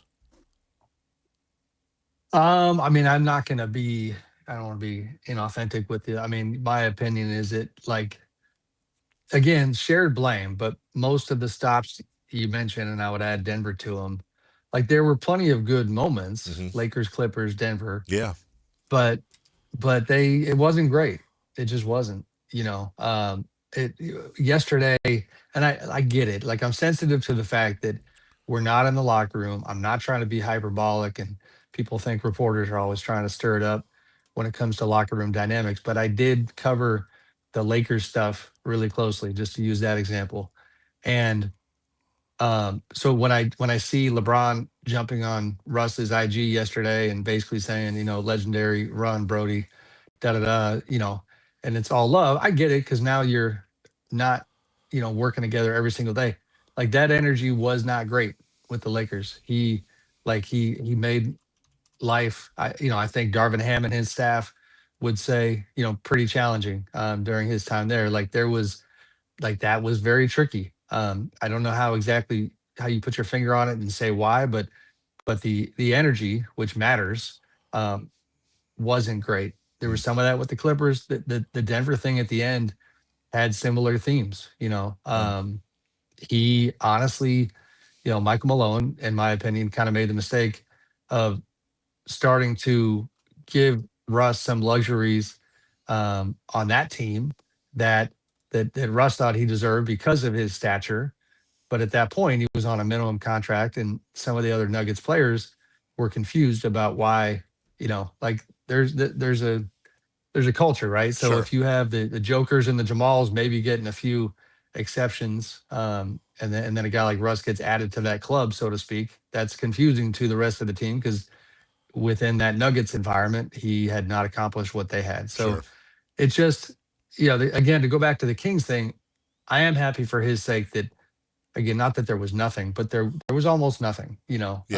Coaching staff raved about him, front office raved about him.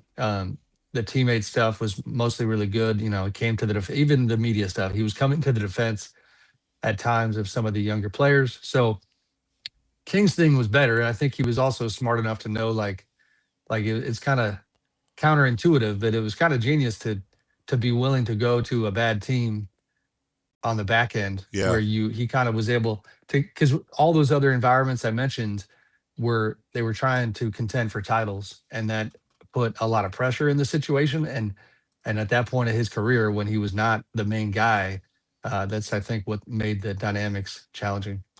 Sam Amick joining us. Well said. You worked on this article, great article on the Lakers sale, and I'm sure more to come with Dan and Mike, to your colleagues. First question, which paragraph was yours? I don't have it in front of me. Sorry, Dave, there were multiple paragraphs. I'm being silly. I haven't talked to you in a while.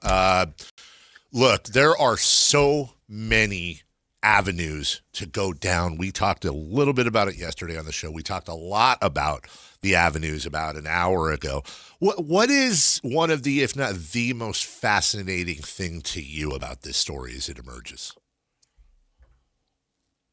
The most fascinating thing about this story, I mean, I really don't. Not one thing is surfacing. I'll tell you what we've been. Go ahead. Sorry. No, I mean, I'll put it this way. Dan Wookie, one of the guys on the byline, our Lakers beat writer, and I were talking last night, and I'm going to share a private media conversation I had, and it's I think very highly of what Bill Simmons has created. What he does is so unique. He's fantastic. But I was jokingly complaining to Dan about how Bill gets on his pod. yesterday, and I was listening because he's a smart guy and I wanted to hear what he had to say. And he's got a bit that he does that you might be aware of where he says, okay, now it's time for Conspiracy Bill. Yeah. And the thing I was jealous of is that there's a, like Bill will often report things, but I think even he would agree he is not a reporter. Right. You know what I mean? So what I was jealous of in covering this story of Bill Simmons is that he has the luxury of saying, ding, ding, ding, it's time for Conspiracy Bill. And now I can say all the things publicly that people are saying privately without really knowing which of them are true. So with all that said, one of the first things he hits on, and to your question of what's most interesting is like, oh, interesting. Mark Walters, who was being invested, his insurance company or some of his insurance activities by the federal government, is selling this team, to the brother of the son-in-law of the president. Yeah. So yes, in this political climate where I think it's very fair, regardless of politics, to say that there's a lot of evidence of people putting their feet on the scales these days in a number of different ways, you then go, okay, is Mark trying to curry favor with the feds? Interesting thought, no proof, but that's one place that people went immediately. Now, Bloomberg, this has a little more substance. Bloomberg had already reported that Mark was on the lookout for cash to pay for his defense because of these investigations. And that it seems very fair to say that in terms of, there's like, as even rich people have money problems. Yes. And so the perception, I think, of Mark being up against it with his personal situation, the little that I've learned, and I need to get more and more educated as we go about, like, okay, yes, he flipped it for $2.5 billion. I think some of your listeners are going to say, Sam, what are you talking about? He just flipped it for $2.5 billion. Like, there's no conspiracy here. Okay. He also, the tax benefits of owning a sports team, in my understanding, they don't truly kick in until 15 years in to ownership. And I know that's a long ways down the road, but like there are all kinds of benefits. It does not make sense for him to sell this team. Yeah. Unless you are needing that cash grab immediately. So, I mean, again, there's a lot of layers to it. It's wild because it's the Lakers, because you go 40 years with no change in ownership, and now it's twice in 14, 15 months. And then, of course, you got the other side of the transaction with, who is Josh Kushner and Bob Iger, and, and what does it mean for the team? And, I don't want to dominate the conversation here, so I'll throw it back to you. But, there's just so many angles to this thing. No, you're absolutely right. And as we wrap up, man, that flew by. It's funny. I was explaining earlier, you'd think there was and there is obviously a connection between Josh Kushner, Jared Kushner, and the administration. There's an investigation. One wrinkle in that is that, according to everything I've read and looked at and a lot of the records, Josh Kushner is a heavy Democratic donor, and that he and his brother don't really see eye to eye politically. Which right. doesn't eliminate anything. It's just an interesting wrinkle. I'm as interested, if not more. I'll interject just because it's on brand with your station. You just reminded me of one of my favorite lines I've ever been given by, great Kings GM Jeff Petrie, who once told me, Sam, never let the facts get in the way of a good story. So, right. It does kind of put a wrench in that whole thing. But between that, the fact that there was, I think it was Ramona Shelburne was reporting on this, that they went, well, we think the expansion in Vegas is going to be, $10 billion. Yes. That's insane to me. And we had a long. That part's true. Okay, so now all of a sudden, we were talking about this today, Sam. Just to put it in perspective, you'll remember when Steve Ballmer bought the Clippers, he went public and said, I absolutely overpaid for this team. I overpaid for them, but I wanted to get in. He was still probably burnt by the whole Seattle-Sacramento thing. He paid $2 billion, which is $500 million less than what Mark Walter made in under a year with the Lakers. That's where we're at right now. So now all of a sudden, Sam, if the Lakers are $12.5 billion, if expansion, including in Las Vegas, which would be a bottom 5 market in the league, if that's a $10 billion entry, what are the Kings worth? What are some of these other teams now worth for controlling interest? I was saying earlier, I think we're going to see, we've already had, I think it's 27% of the teams in the league change hands over the last 5 years, I think we're going to see more over the next 2-3 years here flip over and make some money. What did Minnesota go for, Dave? Any chance I've got it. That was, and by the way, you'll remember what they went for. There was all the court stuff. Cheap. Yeah, exactly. That's why Glenn Taylor wanted out of the deal. 100%. But that's probably a bad comp. No. Well, Timberwolves went, whatever the hell. They sold in 2025. I know the Clippers went for $2 billion in 2014. Tillman Fertitta bought the Rockets for $2.2 in 2017. Joe Tsai sold the Nets 7 years ago for $2.35. And then Ishbia, who, by the way, is having his own issues right now, bought the Suns for $4 billion just 3 years ago. I don't think those valuations. Okay, you left a good one out. Celtics. $6 billion. Yeah. Last year. So legitimately, you might be able to double the Celtics number, or at least it's a double because it's Celtics Lakers. Yeah. Like, okay, put them at 10. You know what I mean? Like, so if Celtics are, I mean, the Kings are, they're certainly above what Steve Ballmer paid for the Clippers back in the day. So I don't know if it's 3, if it's 4, but I know it's small market, but it is California. It is a growing city. I mean, I know Forbes does their annual rankings and has this stuff quite a bit. I'm curious to see where they put it, but these numbers are bonkers. And quickly within all that, I think for fans, what is worth watching and interesting and maybe a negative is just like, and this is something that Simmons hit on in his pod, is how, you can complain all you want about, the Bus family, it was like a mom and pop shop, it wasn't sophisticated enough, all that. Nobody ever questioned the Bus family's passion towards the Lakers. They truly love the team, and they were Laker loyalists through and through. Bob Iger, meanwhile, successful businessman, former Disney CEO, all of the above, also publicly known to be a Clippers fan. Like this is a business deal for him. This is a business deal for Josh Kushner. So I don't know how much that truly matters. That once they make this investment, they want to win. But if you're a fan, it's just that the days of having the campy owner who's just ecstatic to own the team that he used to love as a kid those are pretty much gone. To your point, and we can finish here, we talked about this earlier, and I'm in no way insinuating Vivek Ranadive would sell, or I have no idea, but just to make the point and keep it local as we wrap up here, he bought the team with the rest of the investors for $535 million in 2012, which was a then record, taking the place of Peter Guber and Joe Lacob's $500 million for the Warriors shortly before, and that was an outlandish amount at the time. What I have heard is he owns about 20% of the team, give or take. So that means he wrote a check, if those numbers hold, that he wrote a check for $71 million in 2013 to purchase controlling interest of the Kings. And if he were to have that same percentage now, and if he were to sell the team at what we assume would be in the neighborhood of a $6 billion valuation, and it might be higher, that's $70 million to $1.2 billion in 13 years. The NBA is that's pretty good business, dude. Yeah, I mean, quick. You're looking at $6 billion would be 1.2 off of his how much? A 1.2. That's his 20%. That'd be 1.2. Yeah. I know, but basically, how much the initial investment was 70. Yeah. If those numbers hold, it was in the neighborhood of 70 million. Yeah. Yeah, that's insane. That's pretty good work right there. It's almost as good as your equity in The Athletic, which you do wonderful work with.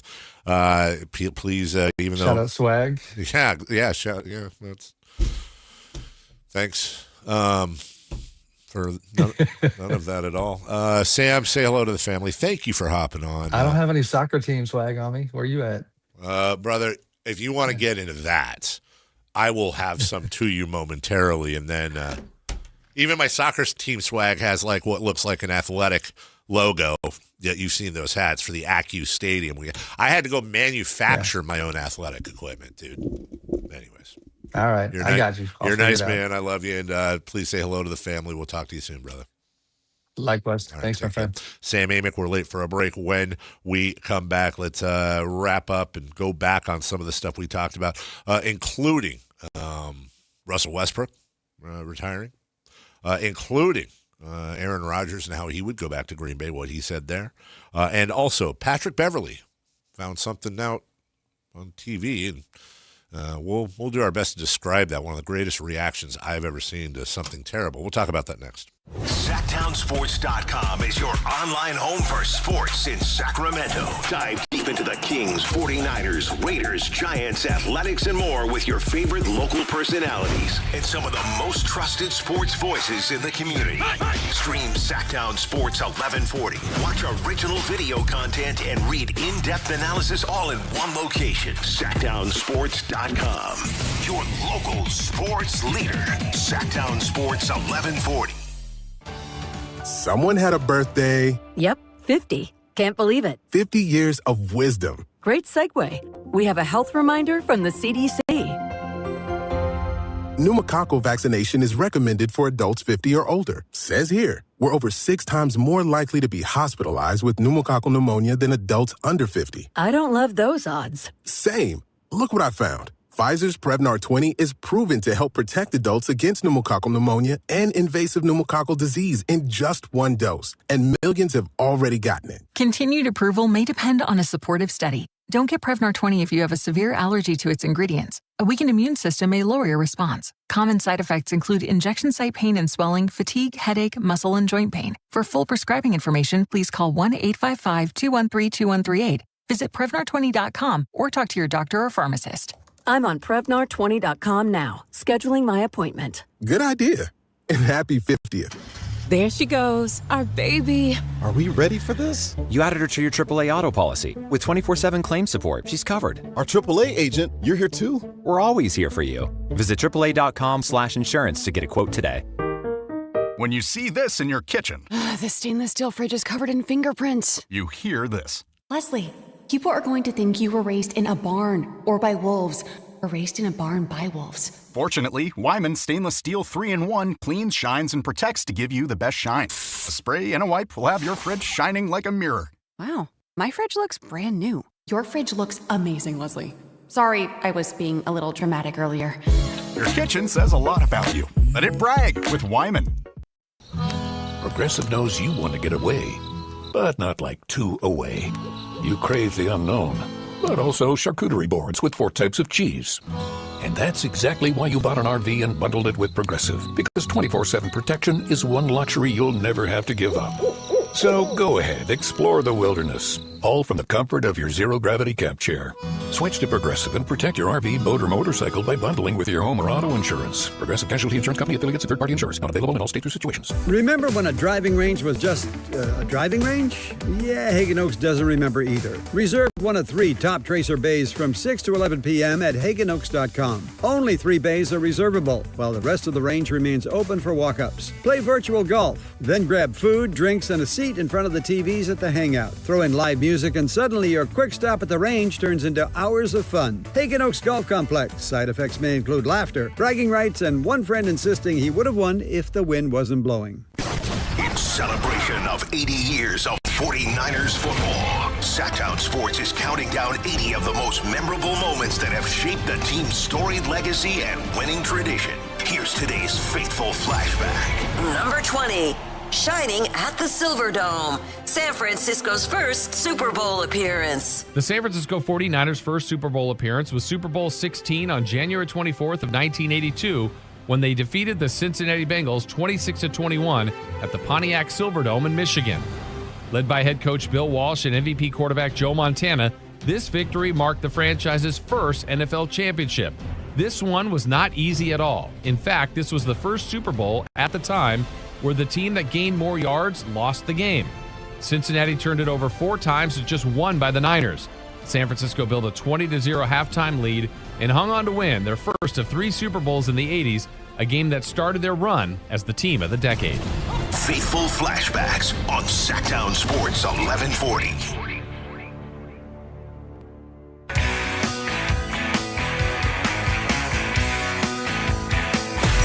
Carmichael Dave Show with Jason Ross. Call or text at 916-339-1140. On Sactown Sports. Chris, personal note here, because my memory sucks. That's well documented. Please remind me as the show ends today. I brought you and our friend behind the scenes, Angie, a very, very small gift today. I can't stress, it's not a big deal. It's nothing, but I wanted to, and it's in my car, and it's the type of thing I will forget. It's a dog. No, it's something very small. But I went through the trouble this morning. Yes, Chris, that's what it is for both of you. I will, just so you know, by the way, just so y'all know, this is what I deal with last night. Chris and I were producing the show together, and I said something to the effect of, we have Kelly at 7:30. I think he texted me. I said, yeah, I would like to get somebody else to. He goes, hey, I hear your mom's available. That's just the type of, oh, by the way, on that note, I do have to, sorry, I got to take care of some personal stuff here real quick as we move on. Hi, if you record your name and reason for calling. What? I hate that. What? Does that mean the phone's off? No. It's happening with other phones now. Sometimes they'll just, like, you don't have to say anything. If you record your name just keep waiting. What? I'm not saying my name. What is that like a way? Oh, is it maybe like an unknown number? Oh, yeah. Here's why. Okay. I guess we'll do it this way. Hold on. You'll all get it in a second for those of you who listen to the show regularly. That is if this person picks up, which there's no guarantee. Hello. Hi, Mom. You're on the air with me. How are you? I'm good. How are you, sweetie? I'm good. I didn't want to give Dad all the airtime this week. I have a very important. You got to turn down the TV. Tell Dad to turn the TV down. Okay. Because I can hear it in the background. You guys are coming over for dinner tonight. Oh, tonight?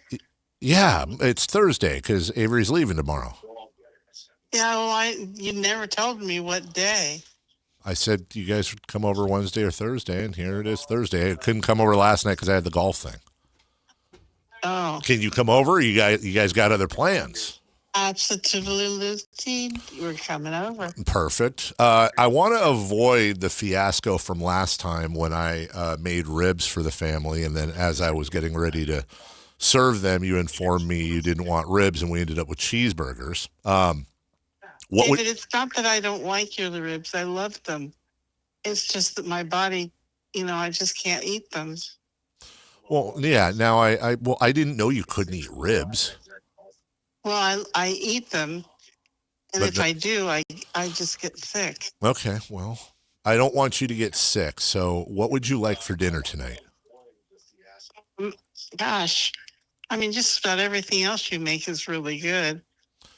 What do you want? What do you feel like making? I don't want to fall for this trap because I feel like I'm being taken down a road here where it's going to turn into me saying a bunch of stuff and you not wanting it. What about this? What about how about barbecue chicken thighs, broccoli, and rice? Sounds good. Sounds good. Any special way you want the thigh? You want them Guamanian? You want them with the rub? Anything there? No, I think as long as they're not too salty, that's all I care about. All right. Well, I can't, if I marinate them, there's going to be a little salt there, but all right. Well, a little salt's okay. Just not, not too much. Well, being that you taught me that marinade, is that marinade okay? Yeah. All right. Well, of course, when I taught you the marinade, I didn't have kidney disease, so that's true. But that's kind of your fault if we think about it. You had to go out and get yourself kidney disease, and I told you all the time, don't do it. I know. It's all my fault. Yeah. And I apologize. That's all right. That's all right. I forgive you. All right, Mommy. I love you. I love you too, but if you wanted to make clam chowder, that would be great too. Funny you say that. I said on the air yesterday you would probably want. So what would you like, now that I said, I know the road I'm going down here. We established exactly what you wanted, and then by the end of the conversation, it has switched up. So would you rather have clam chowder? Because now's the time to tell me. I would love it. I mean, either one would be good. Okay. Well, let me put it another way, Mom. If there was a bowl of clam chowder on the dinner table or a plate of chicken thighs, rice, and broccoli, which one would you want to eat first? Clam chowder. Okay, we'll have clam chowder tonight then. Bread to go with it? Doesn't matter. I'm not big on bread. Okay. All right. We'll do that. Clam chowder tonight it is, Mom. You know, it's kind of your birthday, so you do it yourself. Nope, I got you. I want to make what you want, though. Okay. And what you want, to be clear, is clam chowder. Final answer. I would love it. I would absolutely freaking love it. Okay. When you change your mind later, just text me, please. Okay. All right, but Mom. I won't change my mind. All right. I'll see you tonight, 6 p.m., please. 6 p.m. Okay, we'll be there. All right. I love you. I love you too, sweetie, and I miss you so much. I will see you in 8 hours and 18 minutes. Okay. All right. Love you. We'll be there. Love you, Okay. honey. All right. Bye-bye. Bye.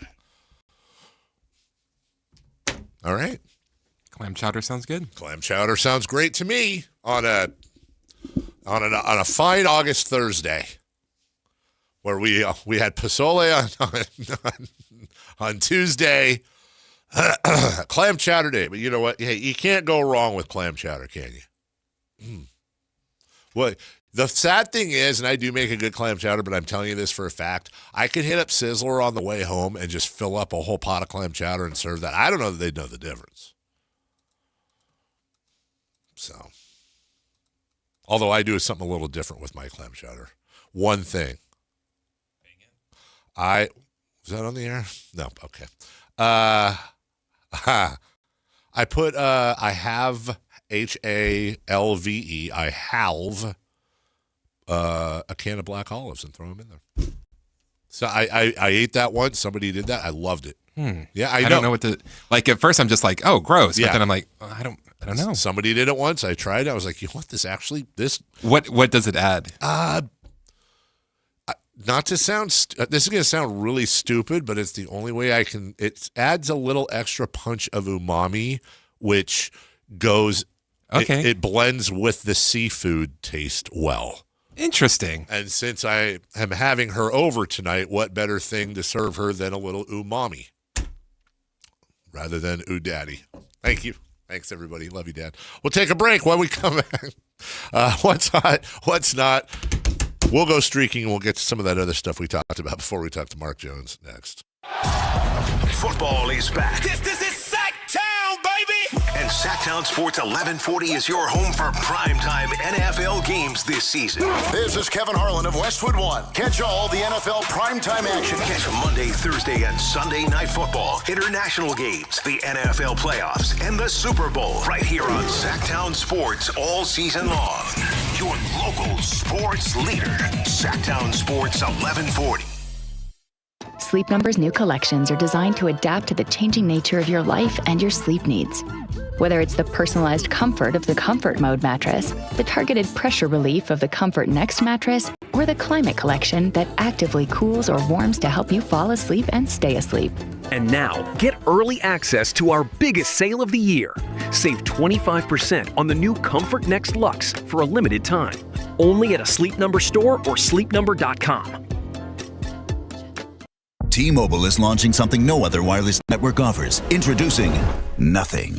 Pay nothing today and walk out of the store with a new phone. What did he say? Nothing. You definitely said something about nothing. Exactly. Go to T-Mobile, pay nothing up front, and leave with a new phone. Wait, nothing rules. She gets it. Hey, thanks for nothing. For the first time ever, switch to T-Mobile, pay nothing. No taxes, no fees, no money down. And walk out with a new phone. There are 250 reasons to choose T-Mobile, and now nothing is holding you back. on eligible devices with qualifying credit plan and 36-month finance agreement. What's up? We're talking to Chad Hoblet of Hoblet Dodge, Chrysler, Jeep, Ram, and Woodland. Chad, tell me what's happening for the Make This the Summer Sales event. Right now, you can save up to $19,000 off MSRP on new 2026 Ram 1500 Crew Cabs. That means you can not only take home one of America's favorite trucks while saving thousands, you also get the 10-year, 100,000-mile warranty. And we have new Rams starting as low as $35,995. Wow, that's the biggest savings of the year. And I've not seen a warranty like that on a truck in a really long time. That's why Ram is one of America's favorite trucks. Plus, with over 600 Rams available, your new Ram is waiting at the Hoblet Ram Truck Center. Search, select, and save through their whole inventory at HobletDodge.com. Unbeatable prices, unbeatable selection. Nobody beats Hoblet, period. $19,000 total net savings on select new 2026 Ram 1500 Crew Cabs after dealer discount and factory incentive. Incentives may include $1,000 Hoblet trade-in assistance with eligible trade. $500 military or first responder bonus cash for eligible members. At least 5 this net savings. $35,995 price for 2026 Ram 1500 tradesman. VIN number 421999. Excludes tax, title, and license fees. See dealer for details. Sleep Number's new collections are designed to adapt to the changing nature of your life and your sleep needs. Whether it's the personalized comfort of the new Comfort Mode mattress, the targeted pressure relief of the Comfort Next mattress, or the Climate Collection that actively cools or warms to help you fall asleep and stay asleep. And now, get early access to our biggest sale of the year. Save 25% on the new Comfort Next Luxe for a limited time. Only at a Sleep Number store or sleepnumber.com. You're still glowing, flirting, grooving. You've still got it. But your immune system weakens as you age, making it harder to fight illnesses like pneumococcal pneumonia and RSV. Vaccines are a key part of any health routine and can help protect you from getting really sick.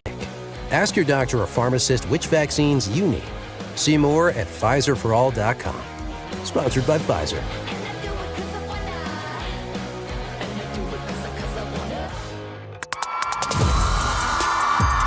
The biggest concerts and events are on the Sactown Sports Live Events calendar. August 21st, party with the B-52s and Men Without Hats at Thunder Valley Casino Resort. Ty Myers takes over the Lake Tahoe Amphitheater as he serves Republic August 22nd. George Thorogood rocks Thunder Valley August 24th. September starts with Thunder Showdown 5 Pro Boxing September 5th. Zach Top headlines 2 nights at the Lake Tahoe Amphitheater September 11th and 12th.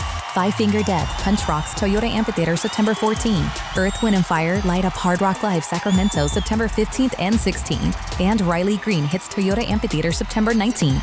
Then check out California Overland Adventure and Power Sports Show September 26th and 27th at the Sonoma County Event Center. October brings Leonard Skinner October 2nd at Ironstone Amphitheater. And Thomas Rhett October 3rd at Golden One Center. Find every show and every ticket now on the Sactown Sports Live Events calendar at SactownSports.com. What's hot? Yeah, hot. Real hot. And what's not? It's not good. Brought to you by American Energy Heating and Air, Sacramento's complete heating and cooling company, and second opinion partner. Who is hot? Alex Bregman. How so? Well, in the Cubs' 12-6 win over the Nationals, Alex Bregman went 3 for 3, had 2 walks, 7 RBIs. Those 7 RBIs came from 3 home runs last night. That's pretty darn good. That is hot. That is scorching, they say. Well, then who's not? The AL West. We're talking about how the Mariners have the longest losing streak in the American League. Uh-huh. They only have one team above 500. That's the Houston Astros, but they only lead the Texas Rangers by 1.5 games because they are only 2 games above 500. Yeah, that is not a great division. And yet the Athletics are 14.5 out. Remember when they led the division? I wonder if they still have led the division longer than anyone else. Probably not, but it's probably pretty close. And they are 14.5 games out of first place. They have lost 3 in a row, 8 of 10, and like 90 of 95 or some crap. Not confirmed. We didn't get to it yesterday. I want to get to it today. Shall we go streaking, please? Let's get that out of the way right now. It's time to go streaking. We're going streaking! Who is the Nostradamus of MLB? Who can keep the streak going? It's time to go streaking. What the hell are you doing? We're streaking. Well, you wonder who works the hardest on the show. I'll just say this. This is a segment we do each and every day, usually, and only one of us has been participating. The segment is Let's Go Streaking. I'm the only one. Chris and Jason at 0. I believe I was at 4. Let's see if you guys can hop on and do your own thing. Yeah, because yesterday, Dave, you chose. I think I had Wilson Contreras because he didn't play the day before. No, that was like last week. Oh, damn it. Well, who the hell did I have? Jordan Alvarez, probably? You did have Jordan Alvarez. Thanks. That's what you put in your text. Yeah. And, well, let's see. I've got the scores in front of me from yesterday since you're juggling there, which I understand. Jordan Alvarez of the, well, who the hell does he play for now? I want to say the Astros. Yes. Uh-oh. This is where we find out that Jason does a lot of work that we're not good at. Hey, he does play for the Astros. He went 1 for 3. Chalk up the streak. Jordan Alvarez, my streak is now at 5. Jason took college. What? Are you sure about that? Wait, well, your streak is 5? Well, it was 4 yesterday, wasn't it? But we didn't do streaking yesterday. Oh. And you did pick Contreras. Which you said was last week. It wasn't last week. It was the last day. And he went 0 for 3. Oh, God. Okay. Well, there's that. What a car crash. What a car crash of a segment. It's over. It's over, ladies and gentlemen. It was great. Well, we got to But your streak... I'm at 1. You're at 1. I'm at 1, so I'm back on track. Kyle Schwarber, I believe, is who Jason took. Nope, that's not who Jason took. Oh, Jason took... Chris is currently going back through our texts because we're super prepared for this segment. And he is... wait, we didn't text that long ago. No, where is it? No. I think he texted us recently. Yeah, maybe he did. Are you seeing it? Here it is. He picked Pete Crow Armstrong. Yes. For the Chicago Cubs. Chicago Cubs, Pete Crow Armstrong. And yesterday, Pete Crow Armstrong played some baseball. He played for the Chicago, who scored 12 runs, by the way. And should have picked Bregman. My goodness, Pete Crow Armstrong got a hit. He went 1 for 6. 1 for 6 by the skin of his teeth. And then who did you pick? I picked favorite Jackson Holiday. Yeah. Who yesterday? Yeah. He did something. What'd he do? Is it happy music? Is it sad music? Is it on the road music? Is it didn't exist music? We don't know. Number 1 show in Sacramento, by the way. He did not play. He did not play. He got up and he walked. So there wasn't an official. I thought we ruled on that before. Yeah. You need to have an official at bat. I don't think that's what. That is 100% true. He played and he didn't get a hit. He didn't get an at bat. That's hinky, dude. That's a little dirty. You're like Mark. I didn't make the rule up. You're like Mark Walter of the Lakers. Like, you haven't officially committed any crimes, but you're under investigation, dude. You need to speak to Jason about that. I will. You know what? I will. I'll call him today. All right. Give me. If Contreras screwed me, then give me. Oh yeah, and I have a 1-game hitting streak because McGonigal got a hit. Okay, well that's good.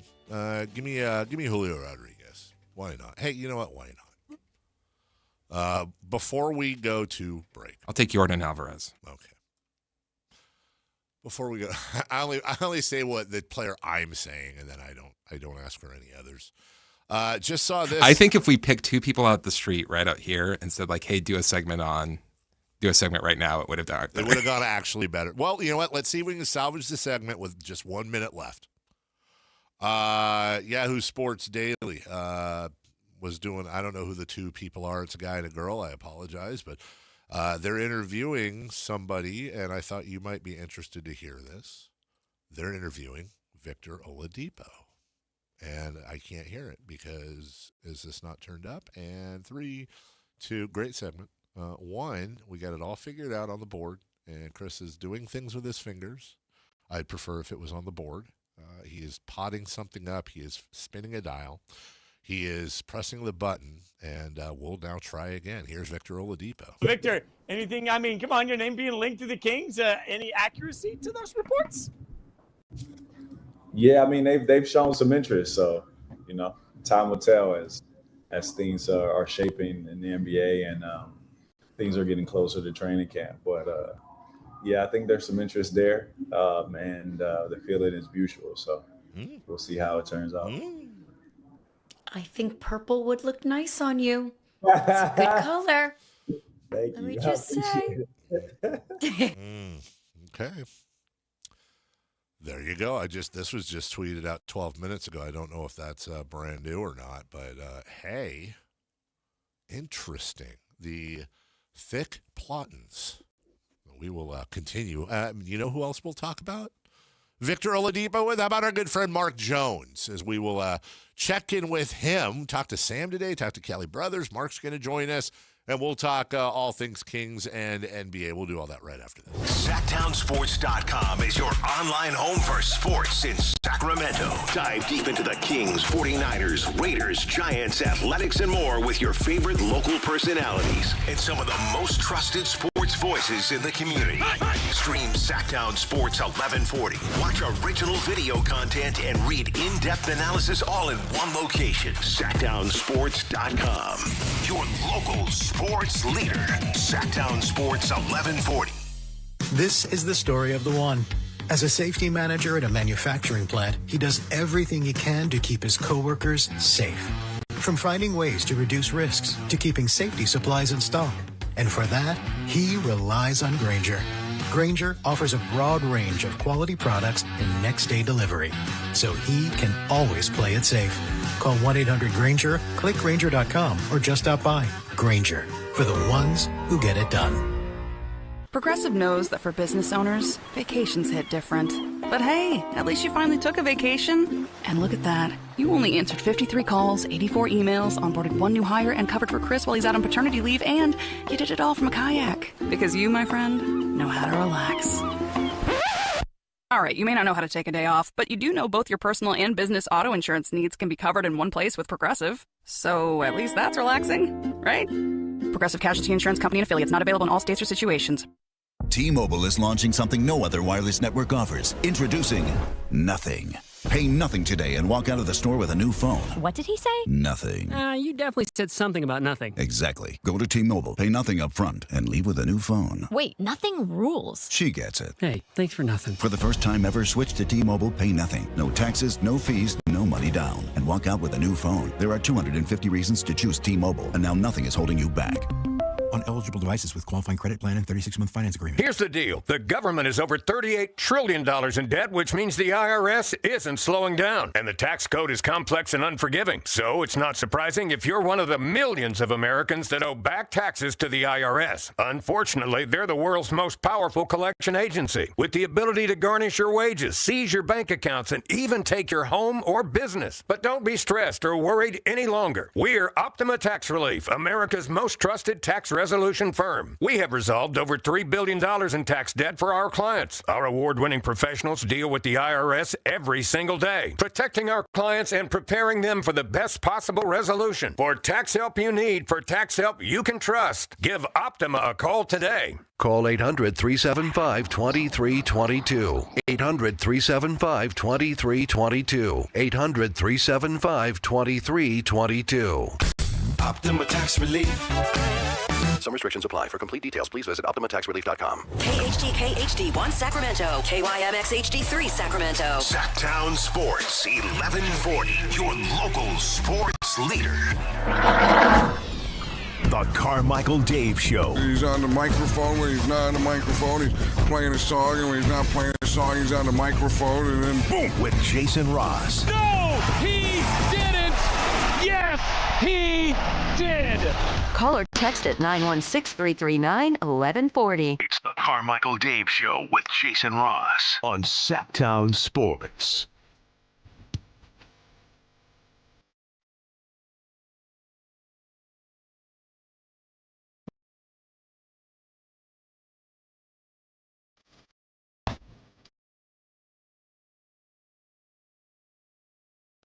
Be a chance. Notice Alexander playing with his food out front. Can't shake Westbrook, tied up.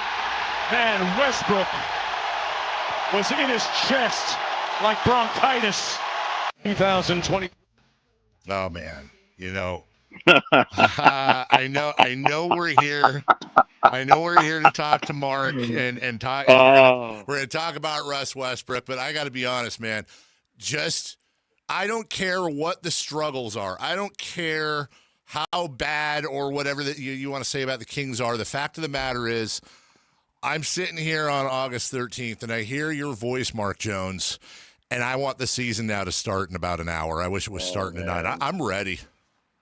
Yeah, let's go. Let's go, man. I've been around the Kings the last 3 days here in Los Angeles, man, and watching them go up and down, and Darius and Dylan and all the young guys. I'm excited for the full schedule to be officially released and see what it looks like. And hey, man, the chance to catch lightning in a bottle is always there. So let's go. I'd love to see it.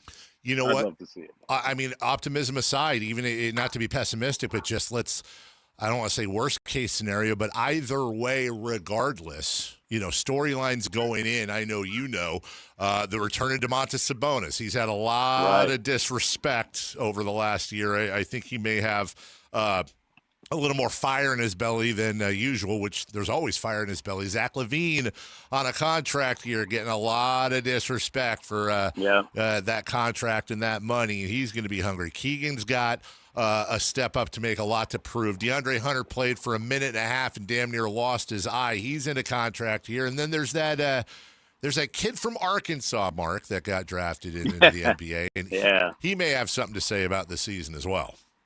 Yeah, he's fun to watch, man. I had eyes on him for the last 3 days, and it was interesting.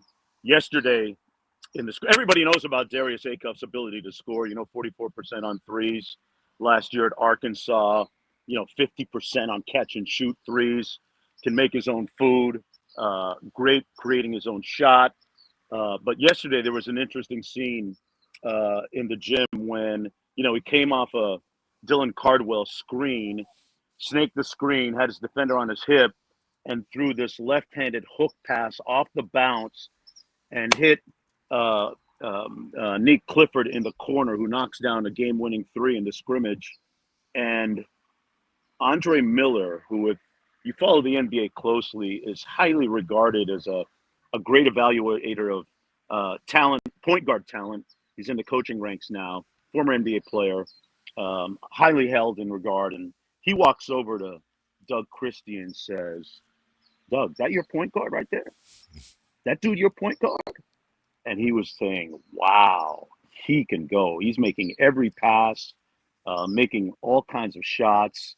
When you impress a guy like Andre Miller, that's doing something. So I'm excited to watch Acuff, man, and the rest of the young guys too. There's been some good days for Nick Clifford too. He shot the ball incredibly well. Coming off of summer league, kind of got back in the lab and made some tweaks, and they've been going at it hard, man. This is the good time for the young guys in particular to improve. And when I'm really curious, Dave, to see what it looks like with guys like Sabonis, guys like Zach LaVine, who you intimated we're going to get the best version of those players. Highly motivated for so many different reasons. It really doesn't matter what reasons, but they're highly motivated, whether it be for the team, whether it be for contracts, whether it be for both, a little of both. And I think, I've heard that the early part of the schedule could be very propitious and favorable for the Kings, especially November. If you can jump out and get some things done early, who knows what can happen. Voice of the Kings, Mark Jones, joining us. For obvious reasons, you and I, even though everyone's in bed with them, we can't really opine on the gambling world. But I will ask you this just to make a basketball point, covering up or following up what you just said. The Kings won 22 games last year, and the early Las Vegas line for wins for the Sacramento Kings, the over-under came out at 21.5. To your point, I always have a rule because I don't gamble, which is Vegas. Vegas is shiny and has a lot of big buildings for a reason. But yes. it astounds me, Mark. I'm not trying to say they're going to make a play-in, playoff none of that.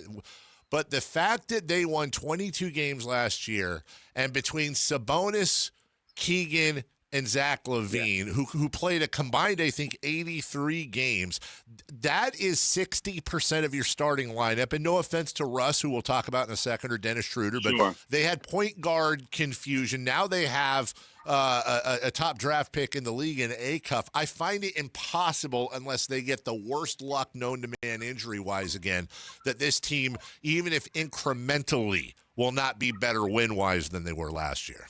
Yeah, if you're talking about Vegas, I don't bet like you. I like to keep my money in my pocket. Yeah. But definitely the over on that one. Yeah. I would be shocked.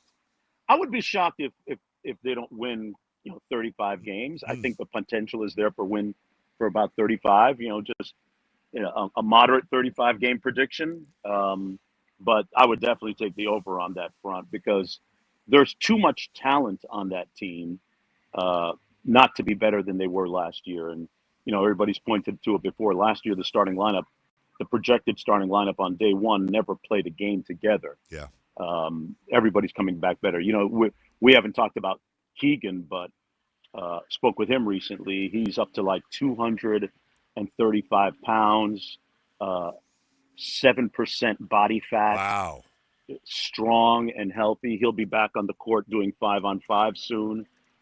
He's been in Chicago a lot of the summer, playing ones against, Max Strus and Herb Jones. And he's ready to go after being disappointed last year that his body betrayed him. So, guys are going to be fresh and eager, I think, even mentally, for so many different reasons.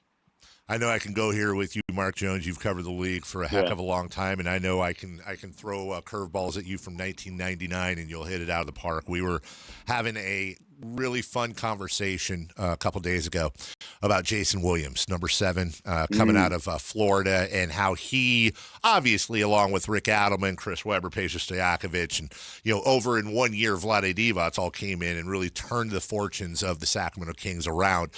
And the thing about Jason you'll remember is, and this is in a pre-Twitter social media era, he lit the floor up, good or bad, but lit the floor up every time he stepped onto it. He was a revelation his rookie year. Now, I know Darius Acuff is not Jason Williams, and some of that's a good thing. They are. I'm not comparing them as players, but I'm asking you, based on you watching him in college and you seeing some of these workouts, do you think Darius is the type of player that you're fairly confident there's going to be some pretty cool ooh-ah moments early on next year? Yeah, he's so creative. Not with the flair that Jason Williams played with, but still very creative at the offensive end, and, probably a better shooter. I think we'd all agree. Yeah. But I would be shocked if he didn't make one of the 2 all-rookie teams with the opportunity he's going to have this year for the minutes. I don't mind going out on a limb and setting the bar of expectations really high for Darius. And I think the separator for him is that he has got, he is so Detroit, man. He is so stoic and so unflappable. And you saw it right away in the California Classic when, a lot of those guys on the Brooklyn Nets were trying to punk him, get physical with him, and pushing him around, being very handsy and grabbing. And there was one point where he just looked at one of their defenders and rolled his eyes like, "Oh, wow, you guys are really trying that high school stuff on me?"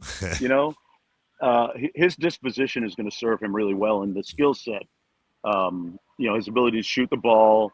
He's a much better passer than people realize.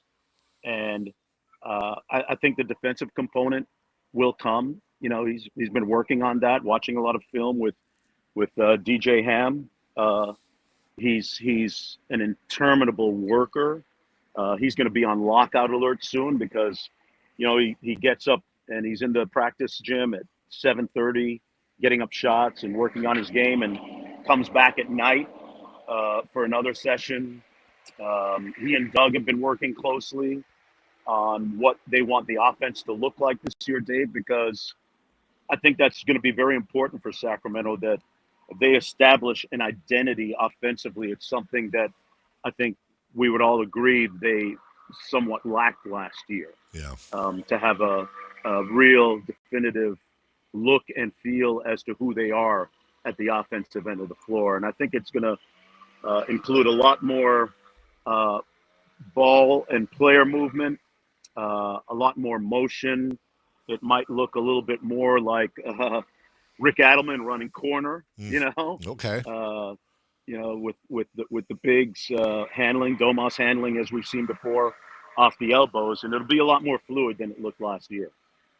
Mark Jones joining us, Southern California. What looks to be is whatever I'll say about L.A., and we always have that rivalry, but it seems like a beautiful sort of coastal overcast with beautiful, if you're not on YouTube. You nailed it, man. You nailed it. But can you hear the leaf blower in the background? Yeah, but it adds a little. No, you're good, man. It adds a little gravel, a little blue collar to the whole thing. I love it. A little authenticity. Yeah, exactly. Let me say this to you from a personal standpoint. I want to publicly apologize. You and I have been missing each other on the phone over the last couple weeks, text and otherwise. If I'm not traveling, you're traveling, and then I got back from Europe last week, saw I'd missed a couple things from you.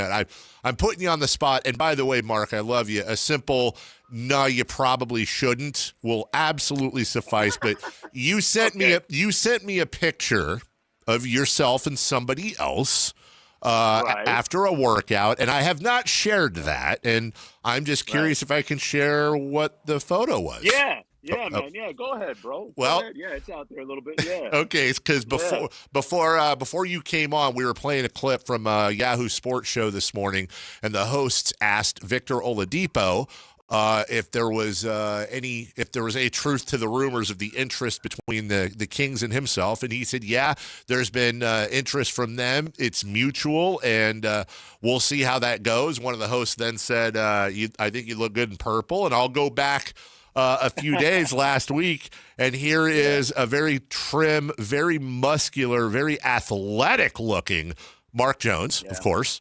I thought you were talking about Victor Oladipo. I got you there. And then to his left, almost as equally athletic looking with a six-pack, and I'm not talking beer, looks in phenomenal shape, Victor Oladipo. Look, I'm not, obviously, whatever happens with the business happens, but you know him a little bit. Talk to us about if whatever team gets him, what are they getting in Vic?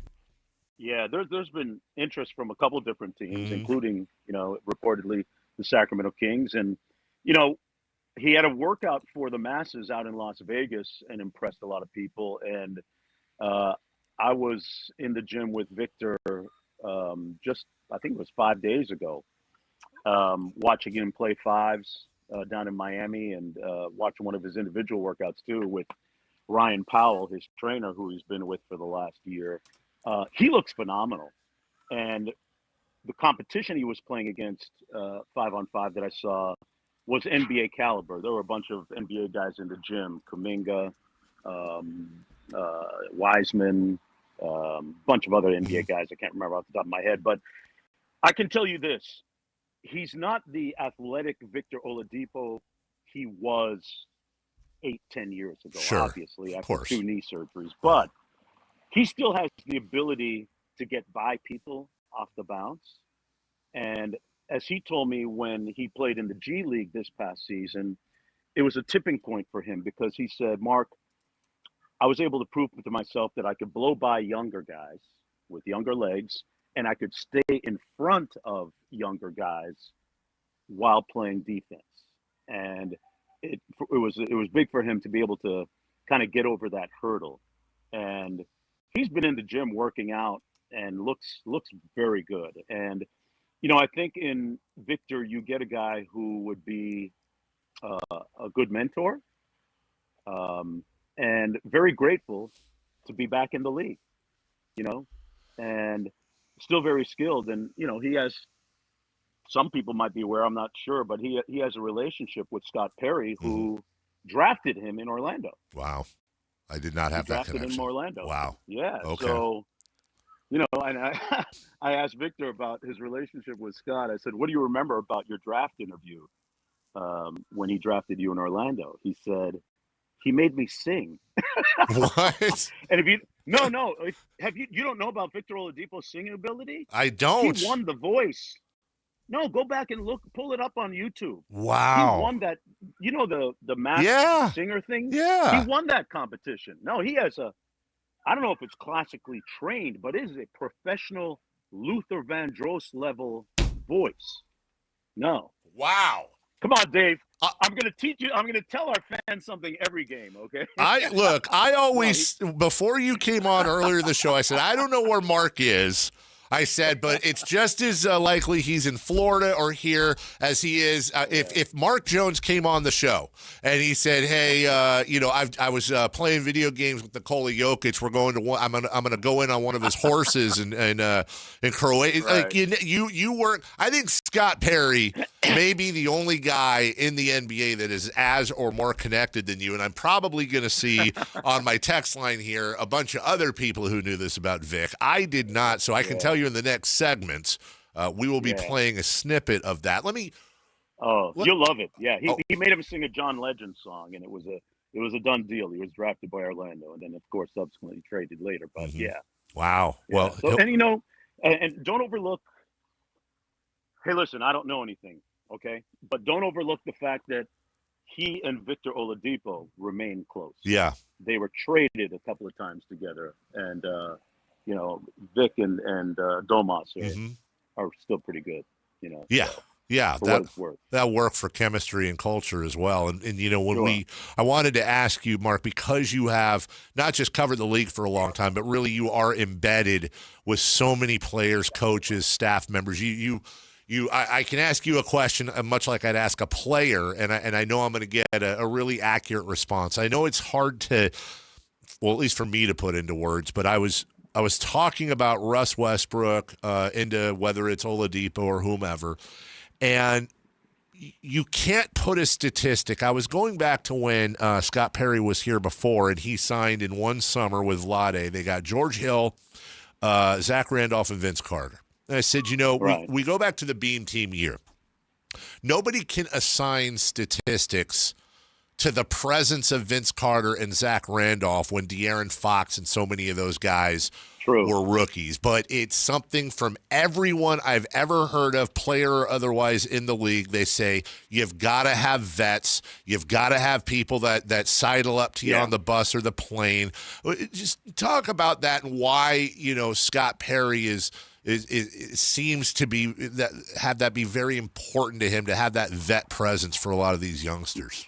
Yeah, Scott has a tremendous grasp and gravity for what it takes to have that mentoring component in your locker room. And, I would say that last year having Russ was fantastic for the Kings. I saw the impact on a daily basis that he had from his very first practice on the court. I remember guys saying how he turned up the temperature in the room right away. And then, I think it really paid dividends more than anybody else in Maxime Renaud, because I can remember Max telling me in an early season game in Salt Lake City, Utah, Russ came up to him and said, "Hey, listen, this is how it's going to be tonight. I'm going to try and spam a bunch of pick and rolls with you. Here's what I need you to do. When I hit you in the pocket, shoot that effing ball."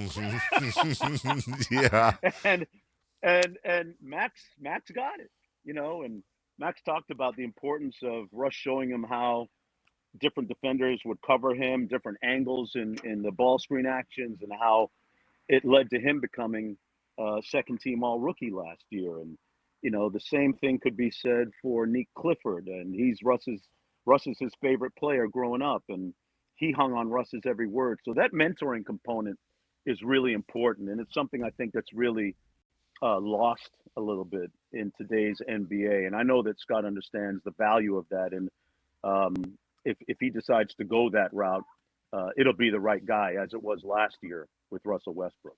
I don't have the numbers in front of me. We did this a couple months ago, but you bring up such a great point. we were looking at one point about 3/4 in the season because Russ FC on Twitter, which we got to know very well. They'll never be shy to point things like that out. And they actually brought it up. They said, have you looked at Maxime Reynaud's split scoring wise and rebounds when Russ is on the floor versus when he's not? And Mark, to underline your point, it wasn't just a couple points. It was night and not that Max was bad without. It was night and day with Russ on the floor, and it really just kind of underlines your point that it's tough to make these connections sometimes. That's when you can actually make a mathematical connection too. Russ's influence, right? So. Yeah. It's it was really good for the guys, and Russ. I've never heard in my almost 40 years covering the NBA, I've never heard anybody say Russ was not a great teammate. I mean, I know of, I can't get into the details of it, but I know of several guys who have called him when they really needed bailing out, not in a literal sense. Yeah, right. And he's their 911 phone call, and he religiously answers teammates' needs, and took care of our rookies last year, our young players last year. And I talked about Max talked to me about how Russ had him carry his clothes on the road. It was a nice bit of cool old school hazing, and those are some expensive clothes. Yeah. Neek told me one time Russ made him run out in the middle of the night and buy him candles for his hotel room, But those kinds of bonds, man, they're tough to quantify in numbers, but it pays dividends in chemistry and productivity down the road. It really does. And, I really enjoyed. I'm gonna forever be grateful to be able to say that I called his last season for the Sacramento Kings. Yeah. Lastly, with Mark Jones joining us as we wrap up, this has flown by. I found one note on that, looking through my old notes. Russell Westbrook I just have through March 4th for some reason, but Russ Westbrook had 74 assists to Max Reynaud in 803 minutes together, which worked out to 3.3 direct assists per 36 shared minutes. That would be the 11th best passer-scorer combo in the entire NBA if you extrapolate it. That's pretty crazy for a second rounder, by the way. Yeah. And beyond the stats, Dave, people talk about, his critics at times will talk about stat padding. Yeah. I don't buy it. If you look at the winning percentage of games where he had triple doubles, comes out to almost 74%, and we've all seen players who, get double doubles, triple doubles, and it's not in winning situations. Those were not empty calories. And more than anything, beyond the numbers, his energy is priceless. If you landed at Golden One Center coming from another planet and watched Russell Westbrook play basketball last year and had never seen basketball within your life, you'd say, wow, that guy over there, he's a little different from the rest. Yeah. That's Russ. I'm going to miss him. Man. And I think that the one thing that people don't understand about Russell, the fury that he played with on a nightly basis, it came from the fact, and it was born from the fact that he was lightly heralded in college, going into college. I remember a UCLA assistant coach had to convince Ben Howland to give him a scholarship at UCLA. Russ himself told me he only had San Diego State and a couple of schools in the Mid-American Conference before UCLA came in late on his recruitment. So he always used that as motivational fuel right up until the very end of his career, and I love him for it. He was my late father's favorite player. Wow. First ballot Hall of Famer, no doubt. And definitely. Last thing for you, and again, I always assume you know everything. You know all the rumblings. Victor Oladipo, maybe he comes here, maybe he doesn't, but there is a thought that the Kings want to add a guard. There is an open roster spot. So just to upset my audience, because this has been my ongoing thing for years, what, if anything, are you hearing about Ben Simmons's workouts? And do you think, if you had to guess, do you think we'll see him in the NBA this year? Man, I couldn't go more than 50-50 on Ben right now. I know that he's still an NBA player. He still has NBA talent. He has a home down in South Florida. He's been working out a lot, and he's down in Australia with the national team right now, on the court with them. I think Ben is still figuring out his level of commitment to basketball and how far he wants to take it, given how healthy his back is. But if I'm a general manager, any general manager in the NBA, with an open roster spot and a non-guaranteed deal on the table, I'd take a flyer on him. I would. Yeah. It would be a low risk, moderate to high return for a guy who has instinctive passing skills and playmaking skills and physical talent, that combination that very rarely is seen in the NBA still. Okay. All right. Yeah. Well, yeah. My final question for you is not going to be about the NBA or players or coaches. It's going to be about Mark Jones. I just wanted for those who forgot or didn't know, and I'm sure all of you do, but with the end of your illustrious career calling NBA games, or the pause, whatever it may be, for ESPN and the like, we will. The good news for Sacramento Kings fans is we will have you, as I understand it, full time next year. Just from obviously, all respect to everything you've done and everyone you've worked with at the highest levels, and calling NBA Finals games, and God knows everything else in your career, Mark. But with family, with the frequent flyer miles, are you looking forward to having a set schedule where you'll be in one place for more than 20 minutes? I fell in love with the Sacramento Kings and the job from day one back in 2020. I'm thrilled to be entrenched full time with the organization, and it's 82 games or bust. Vivek, Matina, Stacey Wegson, Devin at NBC Sports California, they have been all fantastic for the Jones family. And this is something that I have thought about for a few years now. And the Kings have given me, Dave, even after 36 years of doing the NBA at ESPN, an incredibly new prism to see and enter the NBA from. It's been fantastic for me. Like, I don't have to work as hard to get those proprietary anecdotes that I've enjoyed doing for so many years, because I'm in the practice gym with the guys. I'm on the road with the guys. I'm in the hotel lobby with the guys.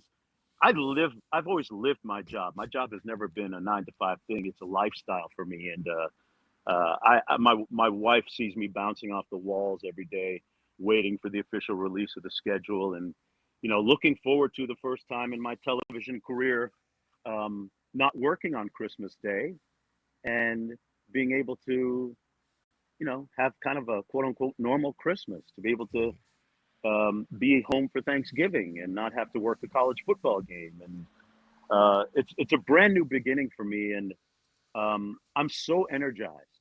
I really think that the best of Mark Jones is still to come. I really do.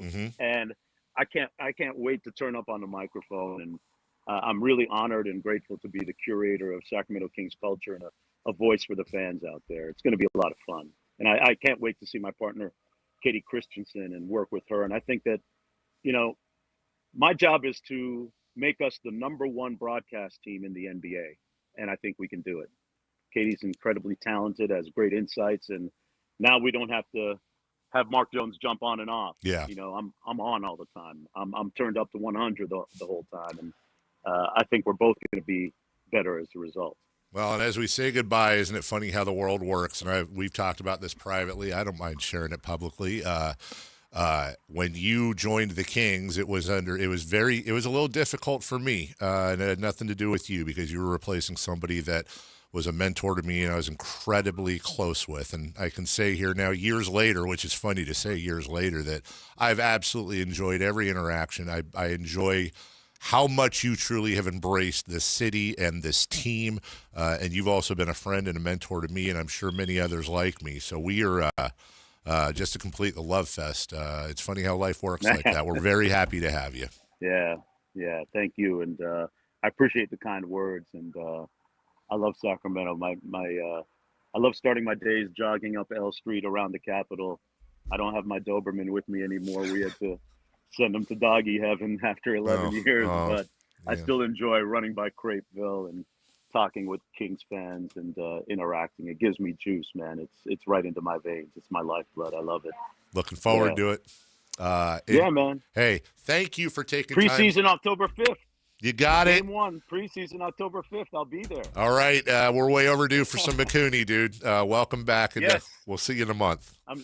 I'm still ordering the Fox special. I love you guys, Sacramento. See you, Dave. See you, Mark. Bye-bye.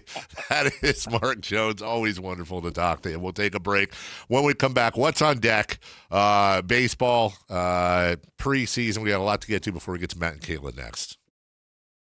Sports with you everywhere you go with the Sactown Sports app. The most in-depth coverage of the Kings and 49ers. A library of written and video content. And all your favorite personalities all in one place. Download the Sactown Sports app today and get in on the action. Your local sports leader. Sactown Sports 1140.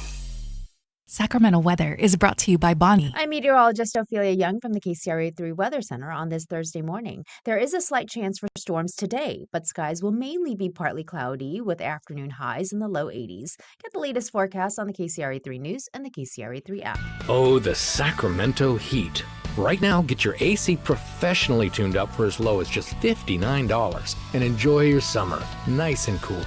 Plumbing, electrical, heating, and air, Bonnie.com. Summer restrictions apply. License 696-355. Everywhere you look, things are getting more expensive. But at Consumer Cellular, we're lowering the price for those 50 and up. Now you can get unlimited everything for just $35 a line. That's $35 a month for unlimited talk, text, and data. Switch to the carrier ranked #1 in network coverage and customer satisfaction and get unlimited everything for just $35 a month. Call 1-888-FREEDOM or visit Consumer Cellular online or in-store today.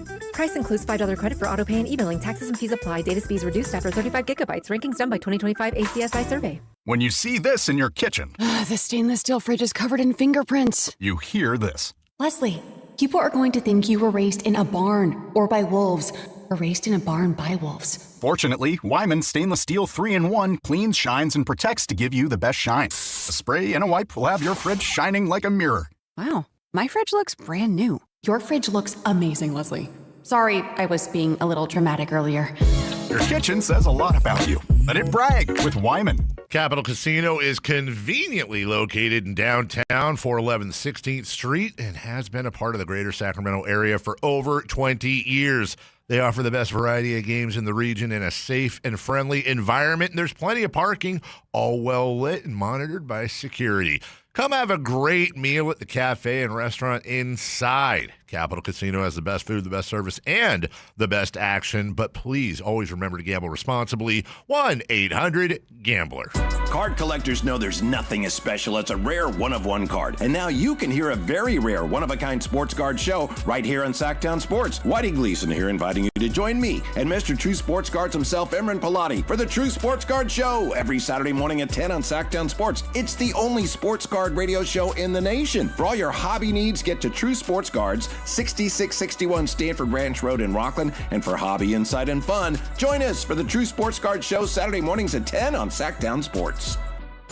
This is Sactown Sports 1140. Hey, it's Carmichael Dave. What's up? It's Matt George. What's good? It's Alan Stiles. With the most trusted voices in the community. This is Jason Ross. Hey, it's Kayla Anderson. It's Whitey Gleason. Ready to help promote your business, both as partners and customers. All you have to do is ask. Pick up the phone, dial pound 250 and say, grow my business to get connected with a team member today. That's pound 250 and say, grow my business. Our team will review your product, quickly pair you with a perfect endorser, and create video and audio samples all at no cost or obligation to you. With the most live and local on-air lineup, a dynamic content-driven website, and a state-of-the-art mobile app, Sactown Sports 1140 is tailor-made to help you connect with a sports audience in Sacramento. So why wait? Dial pound 250 today. Say, grow my business, and let us help take you to the next level.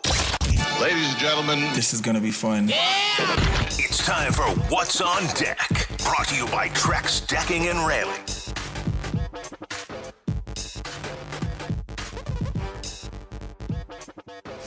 Well, we got a lot on deck.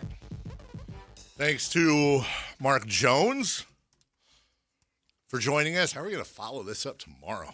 Mark Jones, Sam Amick, Kelly Brothers, of course. My goodness. Nellie on the text line just texted me. So last time we talked, you were eyeing the new Honda CR-V. Just curious, are there any must-have features or colors you're really hoping for in your next ride? That was on the 7th. She followed up and said, not sure if timing's the thing holding you back, but if you want to swing by and check out the CR-V in person, I can set up something super chill. Would morning or afternoon work best for you to visit us at Honda of downtown Los Angeles? That's pretty. We've never interacted, but there's a whole page. It was Sarah at first, and now it's Nellie. But it does say that if I call them, I can get a free VIP appointment. I wonder what that means. Like, what would be the difference between a regular appointment? What if I said, I don't want the VIP appointment? I just want a regular appointment at Honda of downtown Los Angeles. Would that just be some guy from the back, kind of gruff and greasy looking, hey, car's over here. Yeah, you can drive, that's fine. You need 3 forms of ID and a child. Leave us your kid for collateral. And then what is the VIP appointment? Does that mean there's no line? Are they waiting for me? Is there a greeter? Is there champagne? Oh, well, I guess not if you're going to test drive. Is there sparkling water? Juice? Capri Suns? Also, shout out to the trend that I hate but still makes me laugh. Shout out to the give me back my son guy showing up at golf tournaments after someone hits their driver. That one gets me every single time. Now we need somebody. Has somebody ever done the get off my plane? Just being in the whole golf mode, and that tournament has started today. We should probably update that as the playoffs begin. And seeing somebody, I'm in mode, I'm in golf, I'm watching, I'm chilling. It's on a weekend, and then all of a sudden I hear somebody yell out, give me back my son. It just works. It's a hell of a lot more creative than mashed potatoes or Baba Booey. Jordan Spieth jumping out to a 5 under par through 15 score to have a one-stroke lead over Michael Thorbjornsen. So if we were to have a listener out at one of these golf tournaments when someone's about to hit, what would you want our listeners to say? Oasis sucks. Oh, come on. We got to do something that we do all the time. What would they say? I don't know. Maybe like, maybe. That wouldn't, it has to be something you can yell. Okay. And I am. Yell. Before you even get to it, no, it's got to be something recognizable to the show. And I'm already, before you even get to it, I am banning, we are not doing Dave Loves L.A. I am 63 years old. Okay, we're on a better track now. What would it be? Oh, you know what? I got the perfect one. Okay. I got the perfect one. All right. So if you set it up. Let me do the play-by-play here. Victor Hovland at 3, taking less than driver, 303-yard par 4, excuse me. Hovland lines up. Oh, and what a beautiful swing. Go.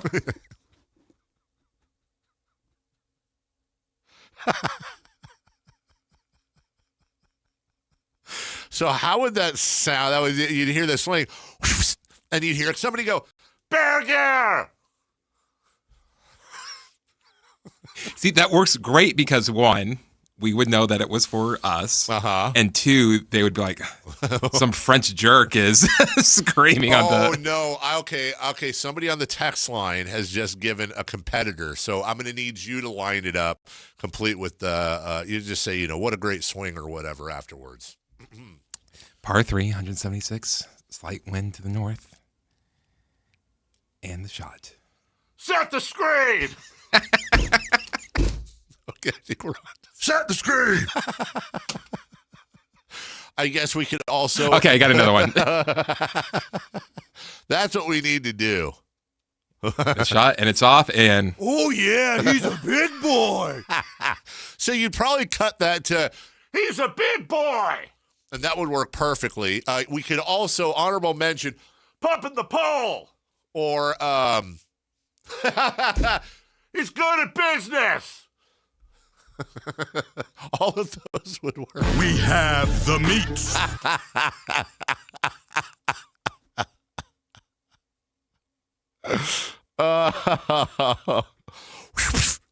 We have the meats. That actually, because that also doubles as an ad for Arby's. Shot. Gas grab. I know this might just be funny to us, but I got another good one.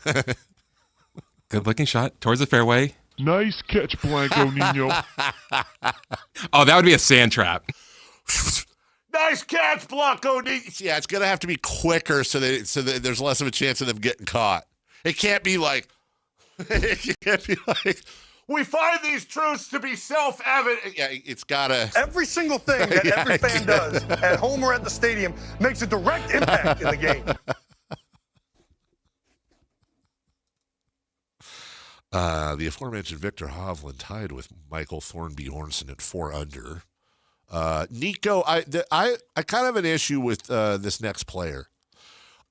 Chris, would you mind, I know we got a break, would you mind writing something down on paper so you don't have to memorize it? I'm going to spell a last name for you. Echavarria.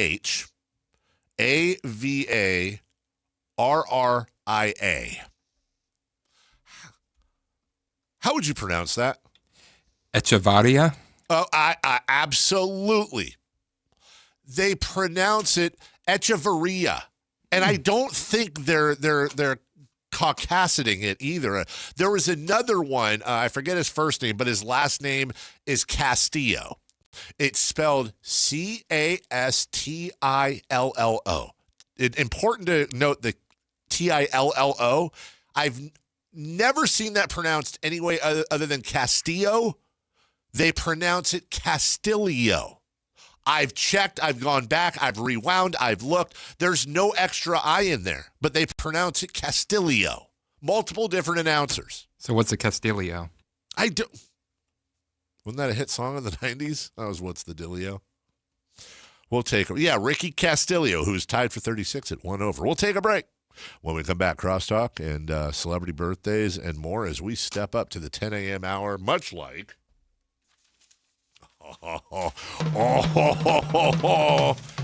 Might have caught a fish there. Much like we step up to the pros with our good friends at Pest Pros.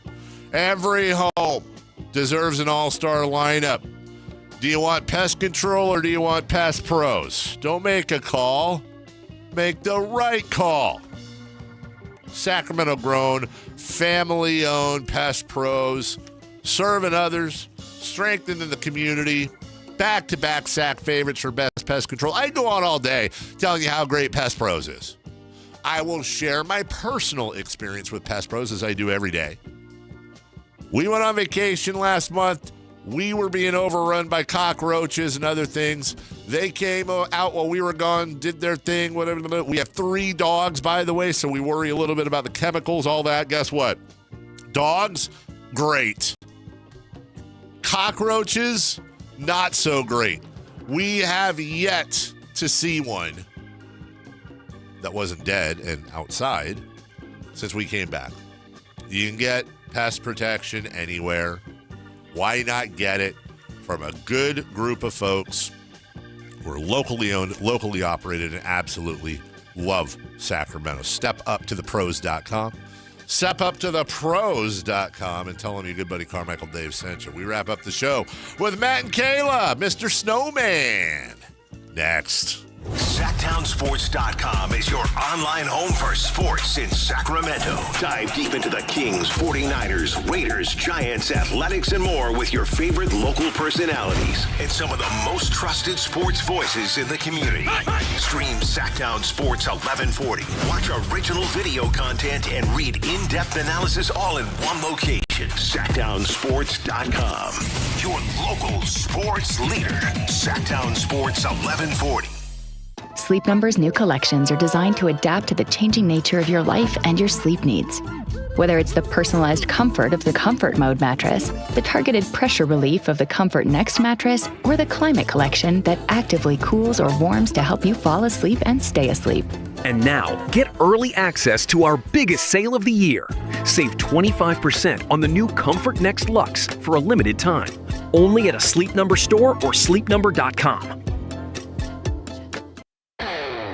This is the story of the one who keeps multiple buildings running smoothly day after day.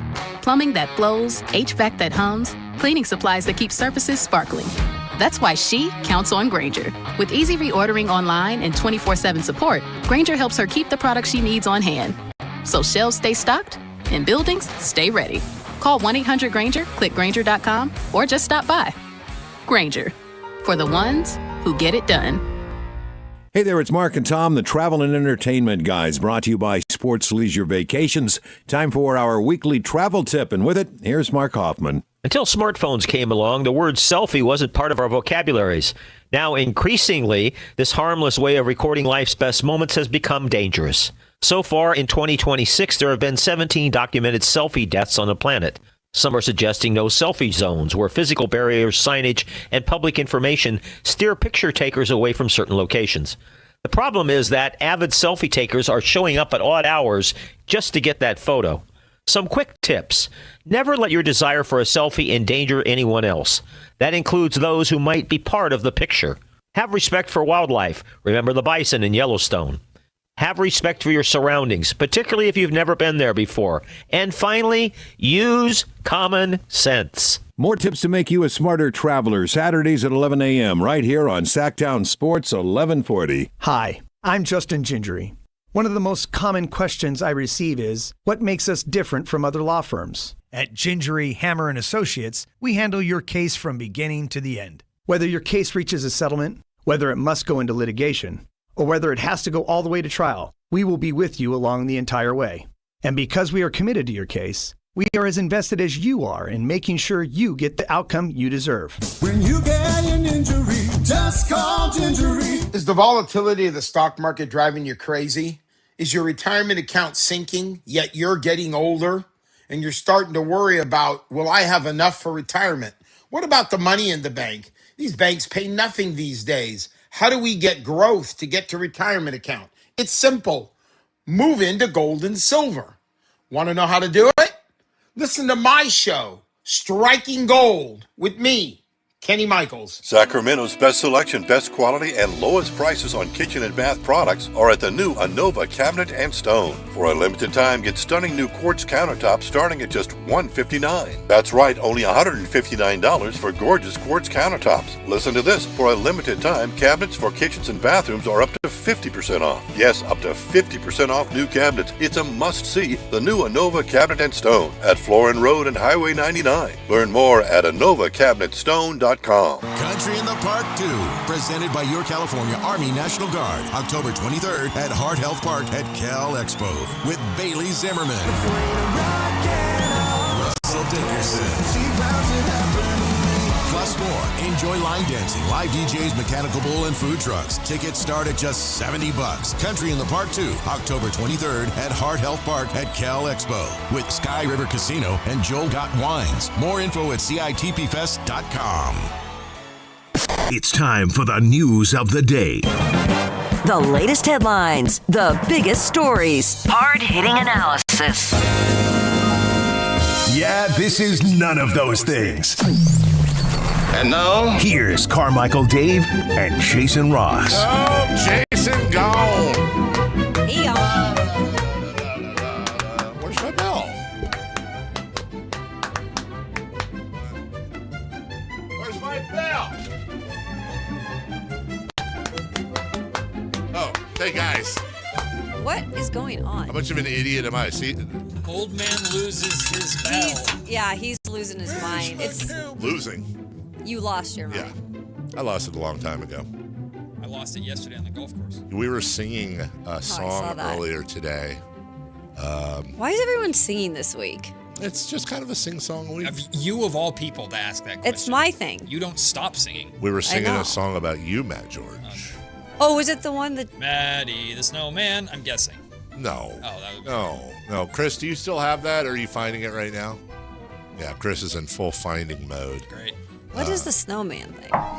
Do you want to build a snowman? Oh, my That was gosh. Matt last night.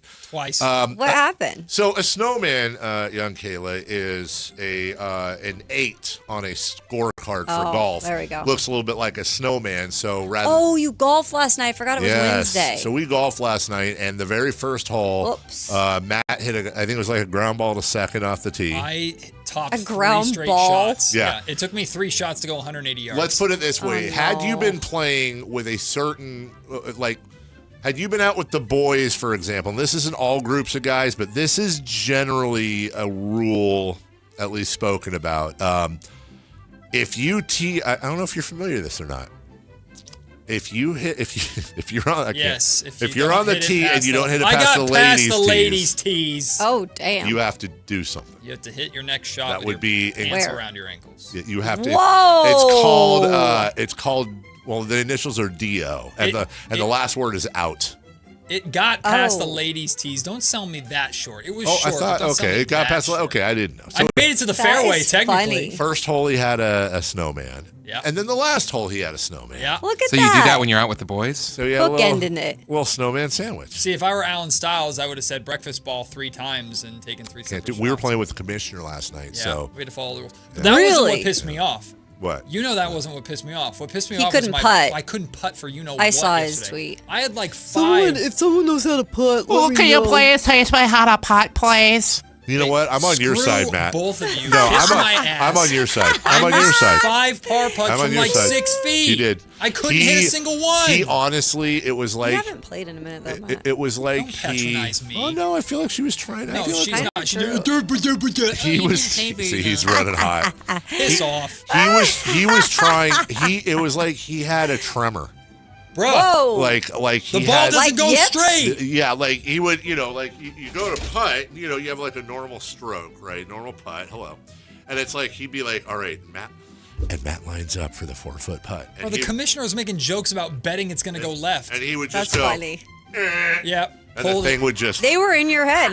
Yeah. No, it wasn't anybody else. It was me. It was I was him. standing over the ball, and I remember more afraid in my life. I'm telling you, do that drill at home. I hit some. The The what's tees. hilarious Yeah. is because our phones listen to us Yeah. on YouTube Did it Shorts. come up? That exact Tiger I'm Woods telling you, the clip came up. Tiger Woods tee drill will But also, help with that. screw that guy. I love him. He's one of my I'm favorite with athletes. you. But he goes, I started by hitting 30 balls with just my right hand, and Yep. he does it Yep. perfectly like Yep. 30 times. Yep. And there's Yeah. a mountain of balls building up in the hole. What?